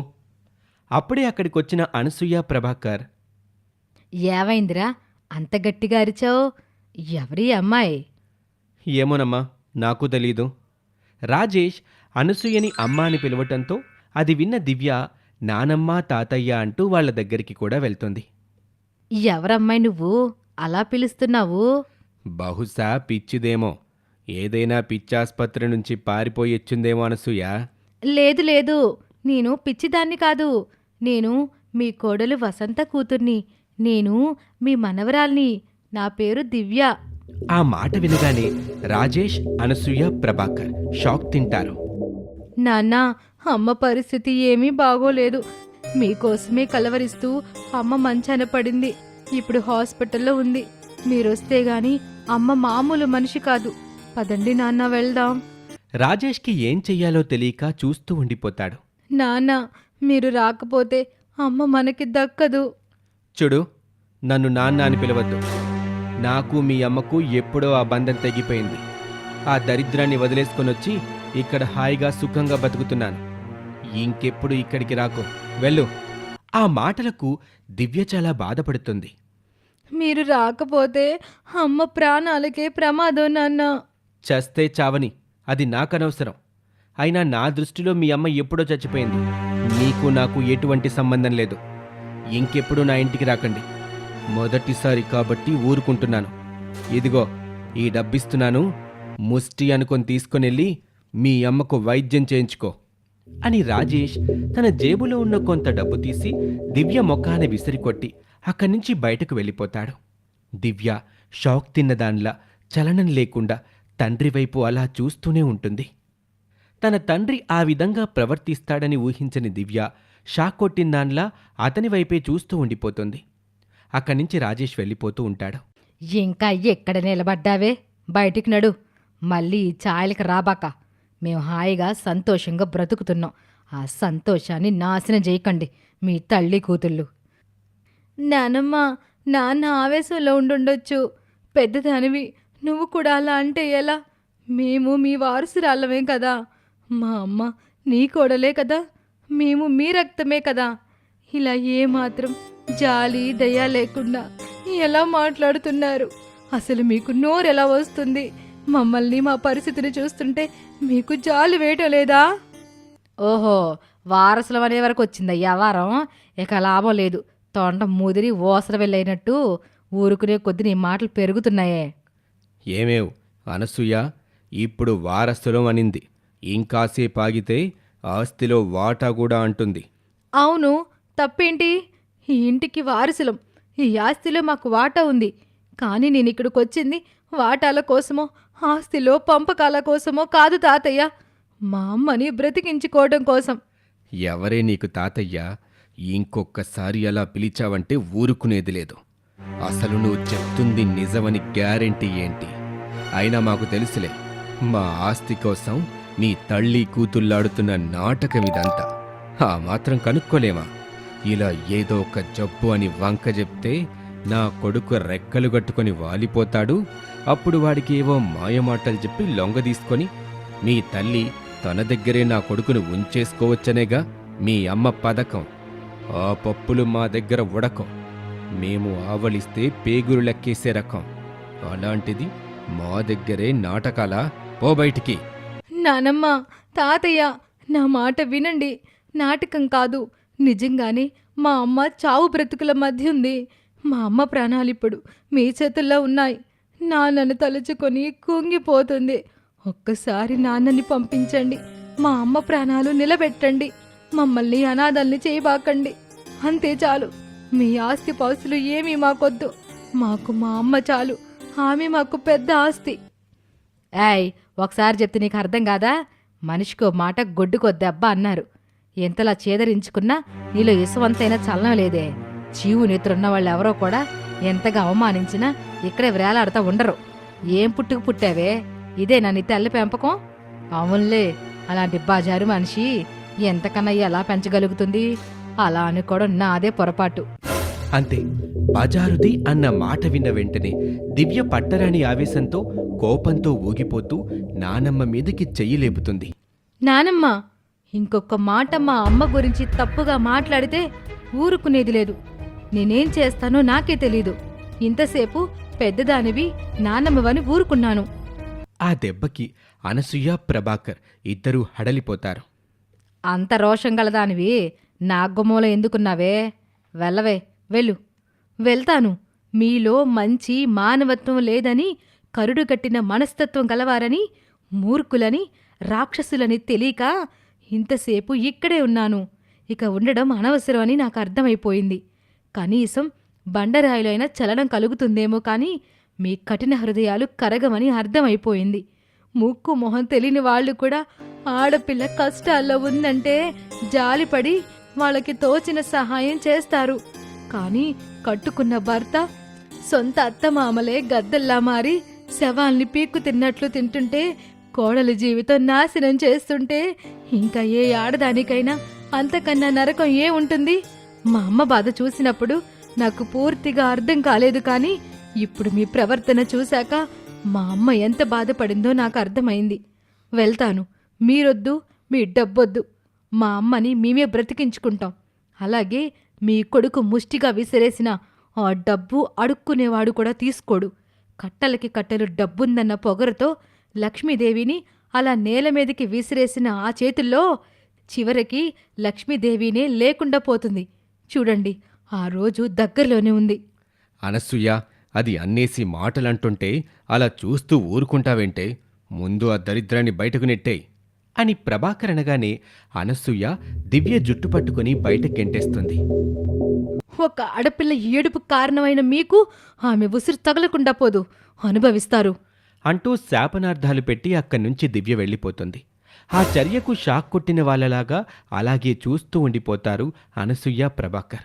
కొద్దిసేపటికి తేరుకున్న అనసూయ, అమ్మో అమ్మో అమ్మో, పెట్ట కొంచెం కోత ఘనం అంటే ఇదేనేమో. మన అనుభవంలో సగంలే దాని వయసు. ఎన్నేసి మాటలు అనేసిపోయింది. ఇది దాని తల్లిని మించిన కాలాంతకరాలే ఉందే. ఉన్న కాసేపట్లోనే నిప్పుల వర్షం కురిపించింది. అవునులే, ఎంతైనా ఈ అనసూయ రక్తమే కదా, ఆ మాత్రం పొగరుంటుందిలే.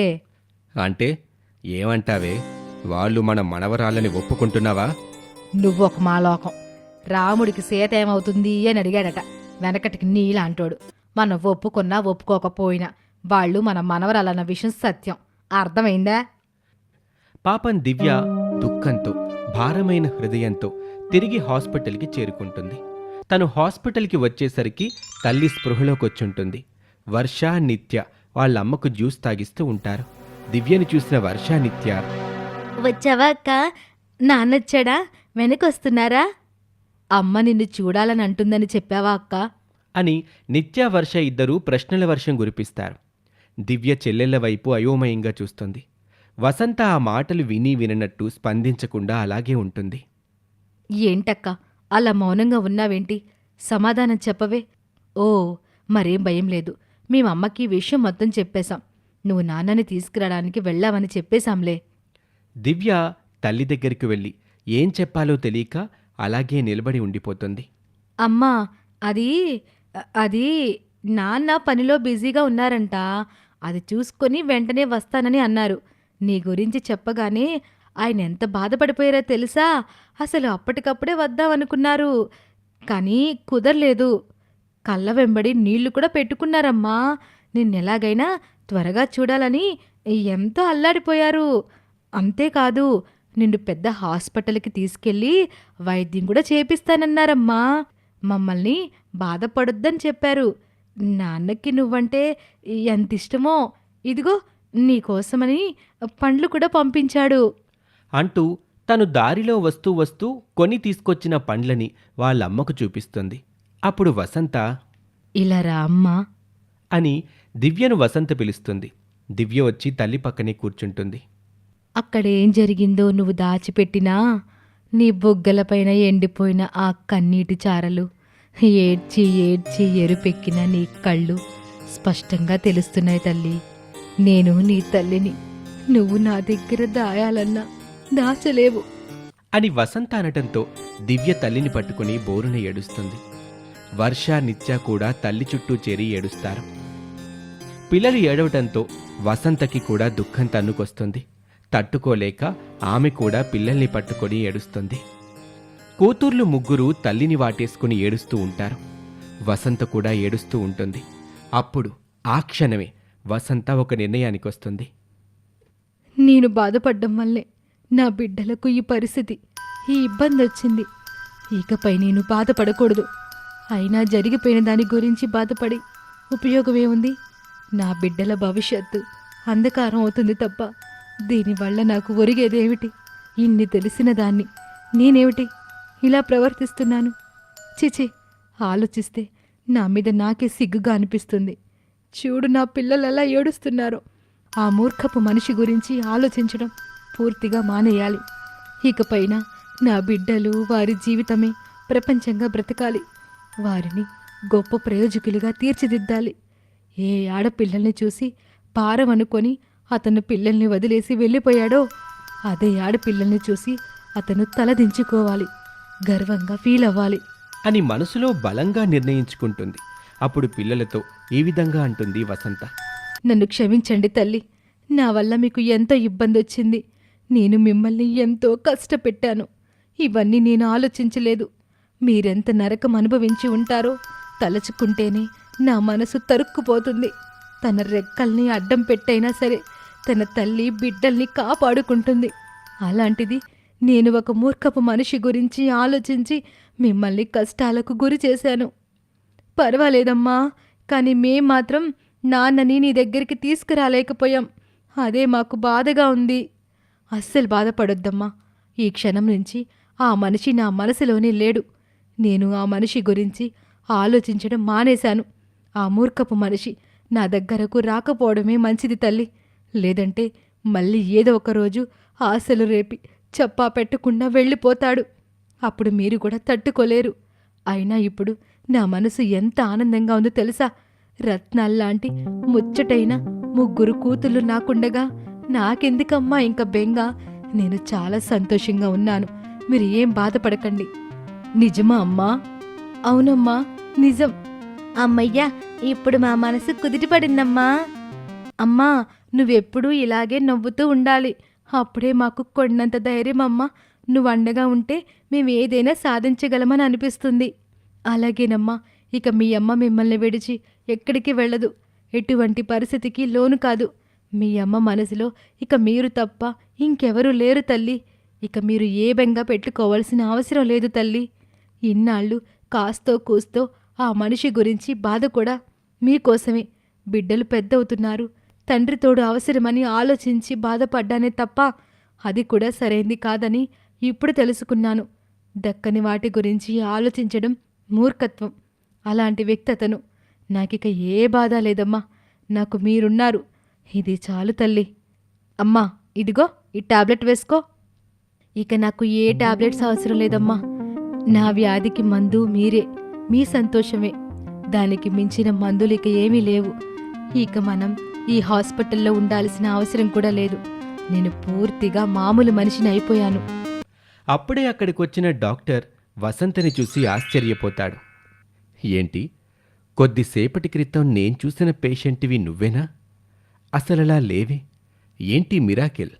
నా సర్వీస్లో నేను ఇంత విచిత్రమైన కేసుని ఎప్పుడూ చూడలేదు. ఆశ్చర్యంగా ఉందే. ఇందులో ఆశ్చర్యమేముంది డాక్టర్ గారు? మనిషి తన మనసుకు కలిగిన వ్యాధికి మందులతో పనిలేదు డాక్టర్. అంతకు మించిన ప్రేమ, ఆప్యాయత అందితే చాలు. ఎలాంటి వారైనా త్వరగా కోలుకుంటారు.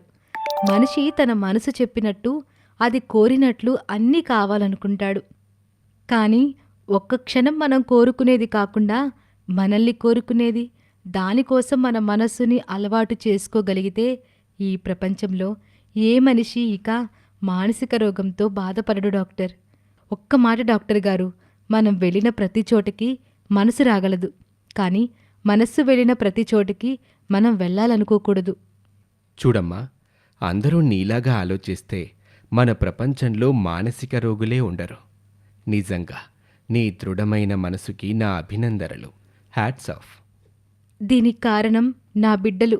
వాళ్ళే లేకపోతే నేను మామూలు మనిషినై ఉండేదాన్ని కాదు డాక్టర్ గారు.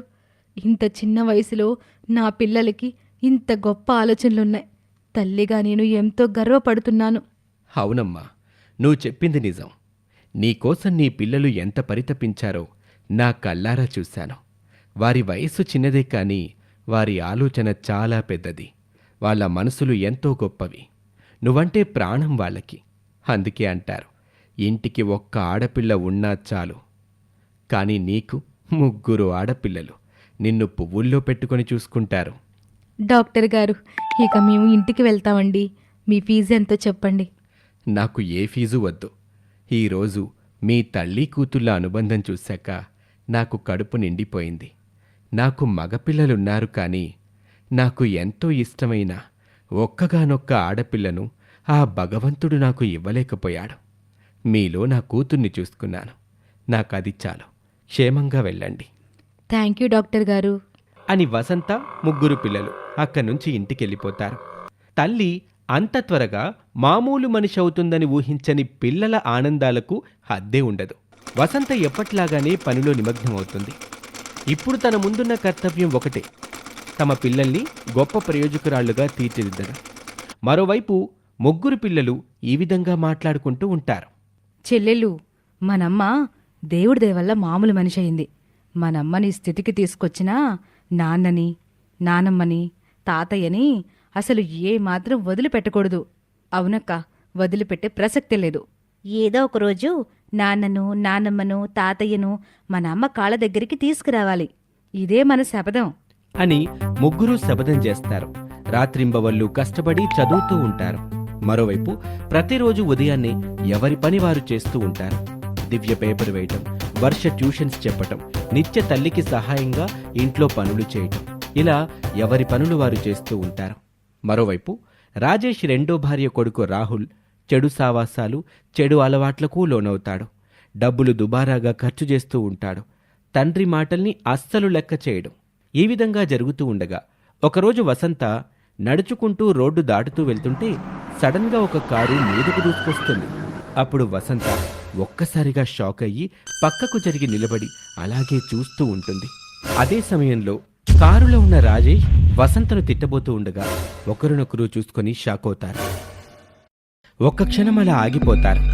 ఇద్దరూ ఆశ్చర్యపోయి రాజేష్, వసంత ఒకరినొకరు అలాగే చూసుకుంటారు. రాజేష్ కారు దిగి వసంత దగ్గరికొస్తాడు. ఎలా ఉన్నావు వసంత? వసంత ఏమీ మాట్లాడలేదు. ఎన్నాళ్ళైంది నిన్ను చూసి. బాగున్నావా? వసంత ఏమీ మాట్లాడకుండా అలాగే ఉంటుంది. ఏంటి, ఏమీ మాట్లాడావు? ఓ, నా మీద కోపమా? అవునులే, నీకు నాపై కోపం ఉండటంలో తప్పులేదు వసంత. ఏం చేయను, పరిస్థితులు అలా వచ్చాయి. నాకు మాత్రం నిన్ను దూరం చేసుకోవాలని ఉందనుకుంటున్నావా? లేదు. కానీ మా అమ్మా నాన్నల పోరు భరించలేక వాళ్ళు ఊరేసుకొని చస్తానని బెదిరించడంతో అలా చెయ్యాల్సొచ్చింది. అయినా నిన్ను ప్రాణం కంటే ఎక్కువగా ప్రేమించి పెళ్లి చేసుకున్నవాణ్ణి నిన్నలా మధ్యలో వదిలిపెట్టి నా అంతట నేను ఎలా వెళ్ళగలను? వెళ్ళలేను. ఇదంతా మా అమ్మ వల్లనే. మా అమ్మ వల్లే ఇలా చేశాను. ఇదంతా నువ్వు నమ్మవని నాకు తెలుసు. నిన్ను నమ్మించటానికి, నా మంచితనాన్ని నిరూపించుకోవటానికి నేను ఇదంతా చెప్పట్లేదు. ఇదంతా నిజం కాబట్టి చెప్తున్నాను. నువ్వంటే నాకు చచ్చేంత ప్రేమ. అయినా సరే వసంత ఏమీ మాట్లాడకుండా మౌనంగా ఉంటుంది. నాకు తెలుసు, నాతో మాట్లాడడానికి కూడా నీకిష్టం లేదు. నిజమే, నేను చేసింది చాలా పెద్ద తప్పు. నీ స్థానంలో ఎవరున్నా ఇలానే చేస్తారు. కానీ నువ్వు దూరమైనప్పటి నుంచి నేను ఎంత బాధపడ్డానో నాకే తెలుసు వసంత. ప్రతి క్షణం నరకం అనుభవిస్తున్నాను. నీ జ్ఞాపకాల్లో బ్రతికేస్తున్నాను. అది నిజం. నన్ను నమ్ము వసంత. అయినా నీకు నమ్మకం కలగటం లేదు కదా? అవునులే, నేను చేసింది పెద్ద తప్పు. లెంపలేసుకుంటున్నాను. కావాలంటే నీ కాళ్ళు పట్టుకుంటాను అని ఆమె కాళ్ళు పట్టుకోబోతాడు రాజేష్. వెంటనే వసంత, ఏంటండి ఇది? పైకి లేవండి. రాజేష్ ఏడవటం మొదలు పెడతాడు. ఏంటండి చిన్న పిల్లాడిలా మీరు ఏడుస్తుంటే నాకు ఏడుపొస్తుంది. మీరేడవకండి. నేను మిమ్మల్ని అర్థం చేసుకున్నాను. నిజమా వసంత? నువ్వెంత మంచిదానివి. నీ గొప్ప మనసు ముందు ఆ ఉమాదేవి దేనికి పనికిరాదు. అది నీ కాలి గోటికి కూడా సరిపోదు. ముఖం చూడాలంటేనే కంపరంగా ఉంది. వసంత, మన పిల్లలెలా ఉన్నారు? వాళ్ళనొకసారి చూడొచ్చా? నాకు వాళ్ళని చూడాలనిపిస్తుంది. అలాగేనండి. అయినా వాళ్ళు మీ రక్తం, మీ పిల్లలు. మీరనుమతి అడగాల. మీ ఇష్టం వచ్చినప్పుడు చూడొచ్చు. నాకిప్పుడే చూడాలని ఉంది వసంత. అలాగే రండి, మన ఇంటికి వెళ్దాం. మనం మన కారులో వెళ్దాం పద వసంత. వసంత రాజేష్ కారులో వెళ్తూ, మిమ్మల్ని ఇలా చూస్తే పిల్లలు ఎంత సంతోషిస్తారో తెలుసా? వసంత, వాళ్ళకన్నా నేనే ఎక్కువ సంతోషిస్తాను. అవును వసంత, ఇప్పుడు నీ ఆరోగ్యం ఎలా ఉంది? నేను బాగానే ఉన్నానండి. ఇక మీరిప్పుడు నాతో మాట్లాడారుగా, నా ఆరోగ్యం ఇంకా బాగుంటుంది. వసంత రాజేష్తో పాటు కారులో ఇంటికొస్తుంది. ఆ సమయంలో ఇంట్లో పిల్లలెవరూ ఉండరు. అయ్యో, పిల్లలు బయటికి వెళ్ళినట్టున్నారండి. కొద్దిసేపు ఉండండి, వచ్చేస్తారు. అలాగే వసంత, నీ చేతి వంట తిని చాలా రోజులైంది. ఏదైనా చేసి పెడతావా? సరేనండి, మీకు ఇష్టమైన హల్వా చేసి పెడతాను. 5 నిమిషాలు కూర్చోండి. అని వంటగదిలోకి వెళ్ళి కొద్దిసేపటికి రాజేష్కి ఇష్టమైన హల్వా తయారు చేసుకుని తీసుకొస్తుంది. కాని అక్కడ రాజేష్ ఉండడు. వసంత అక్కడంతా వెతుకుతుంది. కాని ఎక్కడా కనిపించడు. వసంత అప్పుడు గమనిస్తుంది, తన గదిలో సామానంతా చిందర వందరగా పడి ఉండటం. వెంటనే గబగబా తన ట్రంకు పెట్టె వద్దకు వెళ్లి చూస్తుంది. ఆ ట్రంకు పెట్టె తెరిచి ఉంటుంది. అది చూసి వసంత ఆశ్చర్యపోతుంది. ఇక రాజేష్ తన కారులో వెళ్తూ ఎగతాళిగా, పిచ్చి వసంత, నువ్వు నిజంగానే పిచ్చిదానివే. పాముకి పాలు పోస్తే అది కాటువేక మానుతుందా? నువ్వు ఎన్నిసార్లు అలా పాలు పోస్తూ కూర్చుంటావు? నేను ఇంతసేపు నీపైన ప్రేమ ఉండి మాట్లాడాననుకుంటున్నావా? నీ దగ్గర ఉన్న మనమిద్దరం దిగిన ఈ ఫోటోల కోసం ఏదో ఒక రోజున నువ్వు వీటిని అడ్డం పెట్టుకుని నన్ను బెదిరించొచ్చు. నా రెండో భార్యకు నిజం చెప్పి నా బ్రతుకు బస్టాండ్ చెయ్యొచ్చు. అసలే మూర్ఖురాలు, గయ్యాలి అది. ప్రేమైనా కోపమైనా తట్టుకోలేదు. అందుకే నీకు అవకాశం, ఆధారాలు లేకుండా పూర్తిగా దారులు మూసేశాను అని వసంత దగ్గర కొట్టేసిన ఫోటోలను చూసి నవ్వుకుంటూ కారులో అతని ఇంటికి వెళ్తాడు. అతడు ఇంటికి వెళ్ళేసరికి ఇంట్లో సామానంతా చిందరవందరగా పడి ఉంటుంది. ఇంట్లో ఒక మూలగా వణుకుతూ రాజేష్ తల్లిదండ్రులు కూర్చుని ఉంటారు. భార్య ఉమాదేవి ఉగ్రరూపం దాల్చి కోపంతో ఊగిపోతూ ఉంటుంది. అది చూసి ఏమీ అర్థం కాని రాజేష్, ఏమైందుమా, ఎందుకలా ఉన్నావు అని ఆమెపై చెయ్యి వేస్తాడు. అంతే, అతని చెంప చెల్లుమంటుంది. ఒక్క క్షణం అతని కళ్ళు గింగిరాలు తిరుగుతాయి. నోట్లో పళ్ళూడినంత పనవుతుంది. ఆ చర్యకు ఆశ్చర్యపోతాడు రాజేష్. వెంటనే కొడుకు కర్రతో తండ్రిని చితకబాత్తాడు. అరే అరే, ఏమైందిరా? నీకు మీ అమ్మకి దెయ్యం ఏమైనా పట్టిందా? మాకు కాదు, నీకు దెయ్యం పట్టిందిరా. కన్న తండ్రిని ఒరే అంటావా? నువ్వు తండ్రి ఏంట్రా? నీలాంటి వాణ్ణి తండ్రి అని పిలవాలంటేనే నాకు అసహ్యం వేస్తుంది. ఉమా ఉమా, చూసావా వీడికెంత పొగరో? కన్న తండ్రి అని కూడా చూడకుండా పేరు పెట్టి పైగా అరే ఒరే అని పిలుస్తున్నాడు. నీలాంటి వాడికి ఇంతకన్నా ఇంకా ఎలా పిలిపొస్తుంది? చీచీ, నీ బ్రతుకంతా అబద్ధాల బ్రతుకు. ఏమైందుమా? ఎందుకలా మాట్లాడుతున్నావు? నువ్వంటే నాకు ప్రాణం. నువ్వంటే నాకెంత ప్రేమో నీకు తెలుసు కదా. ఆపరా నీ నాటకాలు.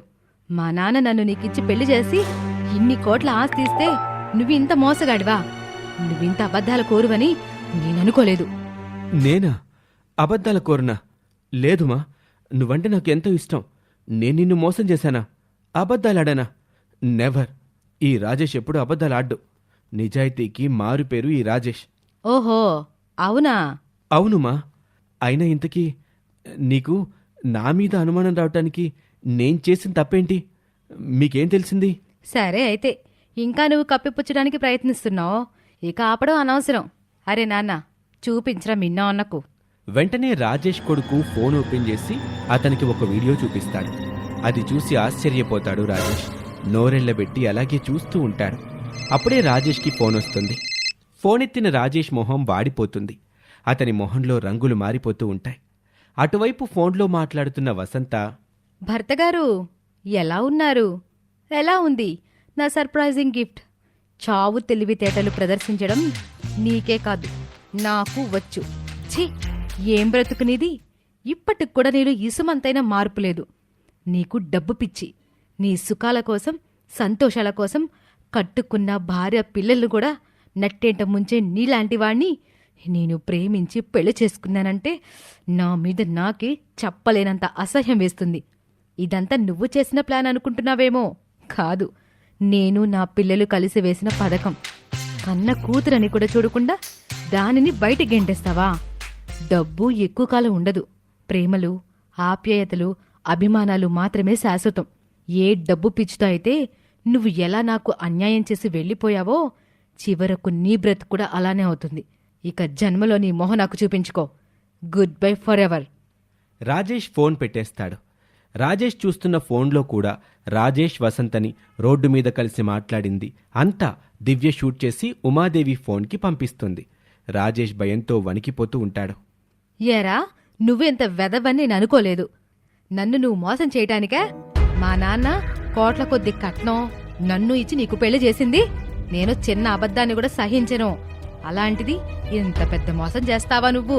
నీకు మామూలు శిక్ష వేస్తే సరిపోదురా అని ఎడాపెడా అతని చెంపలు వాయించేస్తుంది.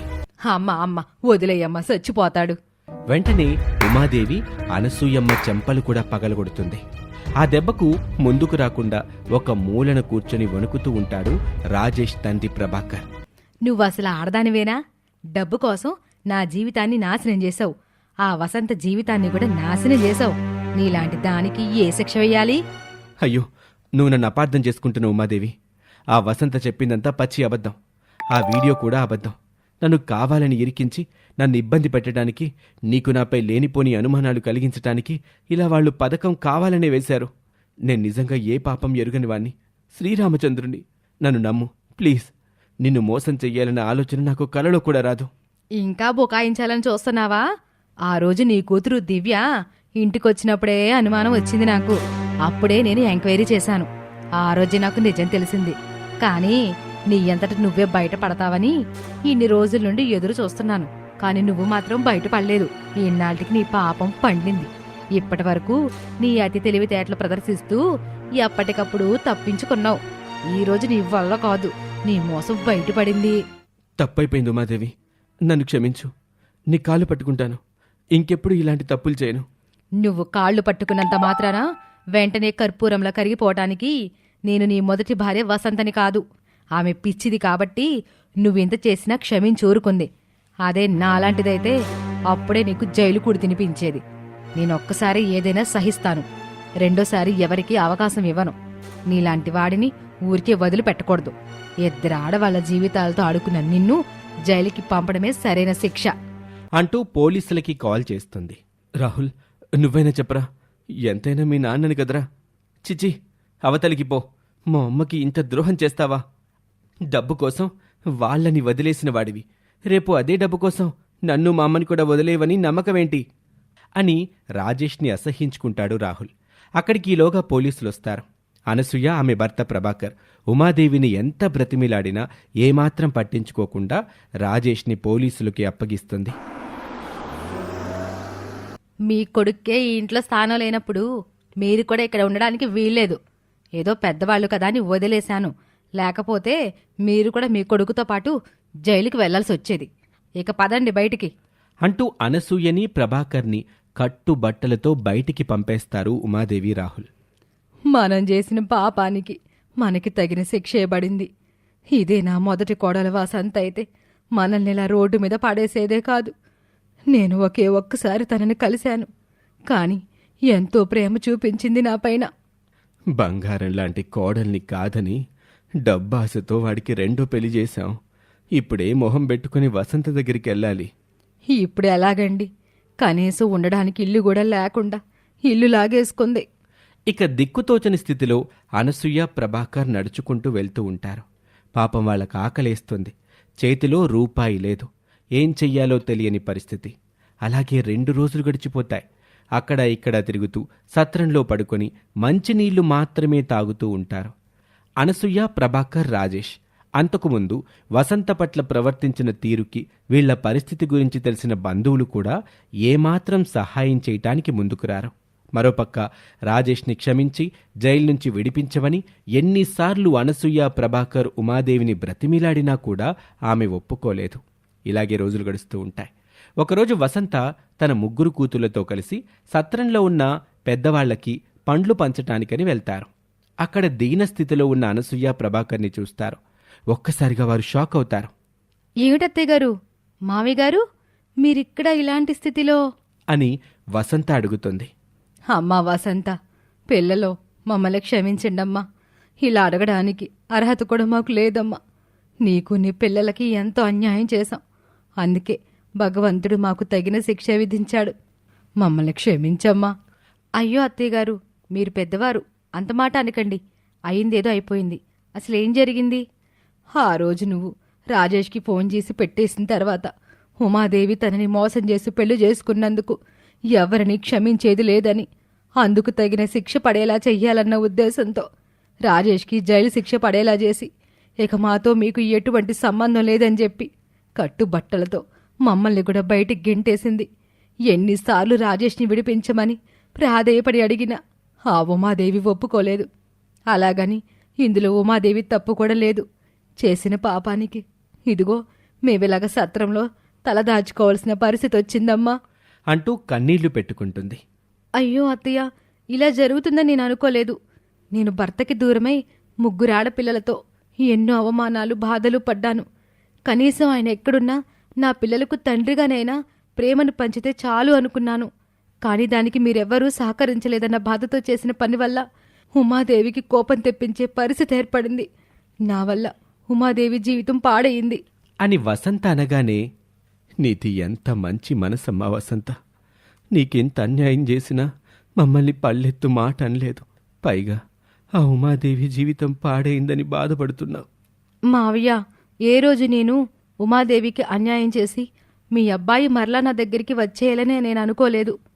కేవలం నా పిల్లలకి న్యాయం జరగాలని కోరుకున్నాను, అంతే.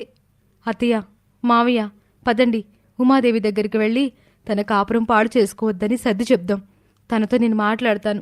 వెళ్దాం పదండి అంటూ అందరూ కలిసి ఉమాదేవి ఇంటికి వెళ్తారు. ఏమిటి అందరూ కట్టకట్టుకొనొచ్చారు? మీతో నాకు ఎలాంటి సంబంధం లేదని నేను ఎప్పుడో చెప్పాను. అయినా పదే పదే నా ఇంటి చుట్టూ ఎందుకు తిరుగుతున్నారు? ఆ మాటలకు వసంత, చూడమ్మా ఉమాదేవి, రాజేష్ తప్పు చేయలేదని నేను చెప్పను. అతని కారణంగా మనిద్దరి జీవితాలు అగమ్య గోచరంగా మారాయి. నా జీవితంలో నుండి ఆయన ఎప్పుడో వెళ్ళిపోయాడు. కానీ నా పిల్లలకి తండ్రి ప్రేమ కావాలనుకున్నాను. కానీ దానివల్ల మీ ఇద్దరి మధ్య ఇంత గొడవ జరుగుతుందని ఊహించలేకపోయాను. ఇప్పటికైనా రాజేష్ని క్షమించి జైలు నుండి విడిపించు. మీ ఇద్దరూ ఇదివరకట్లాగే సంతోషంగా కలిసిమెలిసి ఉండండి. ఇంకెప్పుడు నా వల్ల కానీ నా పిల్లల వల్ల కానీ మీకు ఎలాంటి ఇబ్బంది కలుగదు అంటూ ప్రాధేయపడుతుంది వసంత.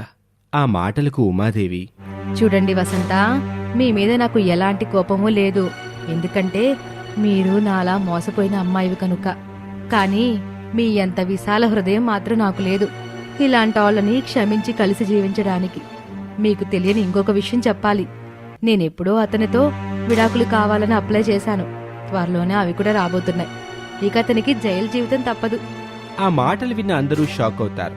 వెంటనే అనసూయమ్మ, అమ్మా ఉమాదేవి, అంత మాట అనకమ్మా.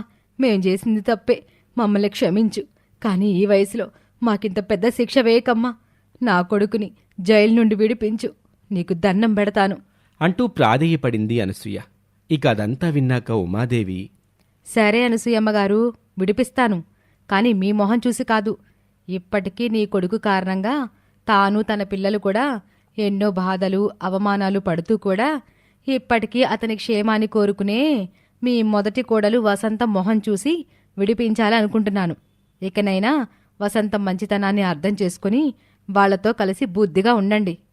ఉమాదేవి, మీరు కంగారు పడి మీ జీవితాన్ని పాడు చేసుకోకండి. విడాకులు తీసుకోకండి. నా మాట వినండి. చూడండి వసంత, మీ మీద జాలిపడి నేను ఈ నిర్ణయం తీసుకోలేదు. చిన్నప్పటి నుండి దేనికి కాంప్రమైజ్ అయి తగ్గడం నాకు ఇష్టం ఉండదు. అయినా ఈ సమాజం గురించి నీకు తెలిసిందే కదా. భర్త తోడు లేకుండా 3 ఆడపిల్లలతో పెంచడానికి కష్టపడుతుంటే సహాయం చేయడానికి బదులు నిందలు వేస్తూ ఉంటారు. నాకన్నా అతని తోడు నీకే ఎక్కువ అవసరం. ఇక మీరంతా వెళ్ళండి. త్వరలోనే రాజేష్ని విడిపించి మీ దగ్గరికే పంపిస్తాను అని ఉమాదేవి అంటుంది. ఉమాదేవి మంచి మనసును అర్థం చేసుకున్న అనసూయ, ప్రభాకర్, వసంత, పిల్లలు 3 కృతజ్ఞతలు చెప్పి అక్కడి నుంచి వెళ్ళిపోతారు. ఉమాదేవి చెప్పినట్టుగానే రాజేష్ని విడిపిస్తుంది. బయటకొచ్చిన రాజేష్ ఉమాదేవికి తనను క్షమించి జైలు నుంచి బయటకు తీసుకొచ్చినందుకు కృతజ్ఞతలు చెప్తాడు. ఆ మాటలకి ఉమాదేవి, చూడు రాజేష్, ఏదో నిన్ను క్షమించి జాలిపడి నిన్ను బయటికి తీసుకుని రాలేదు.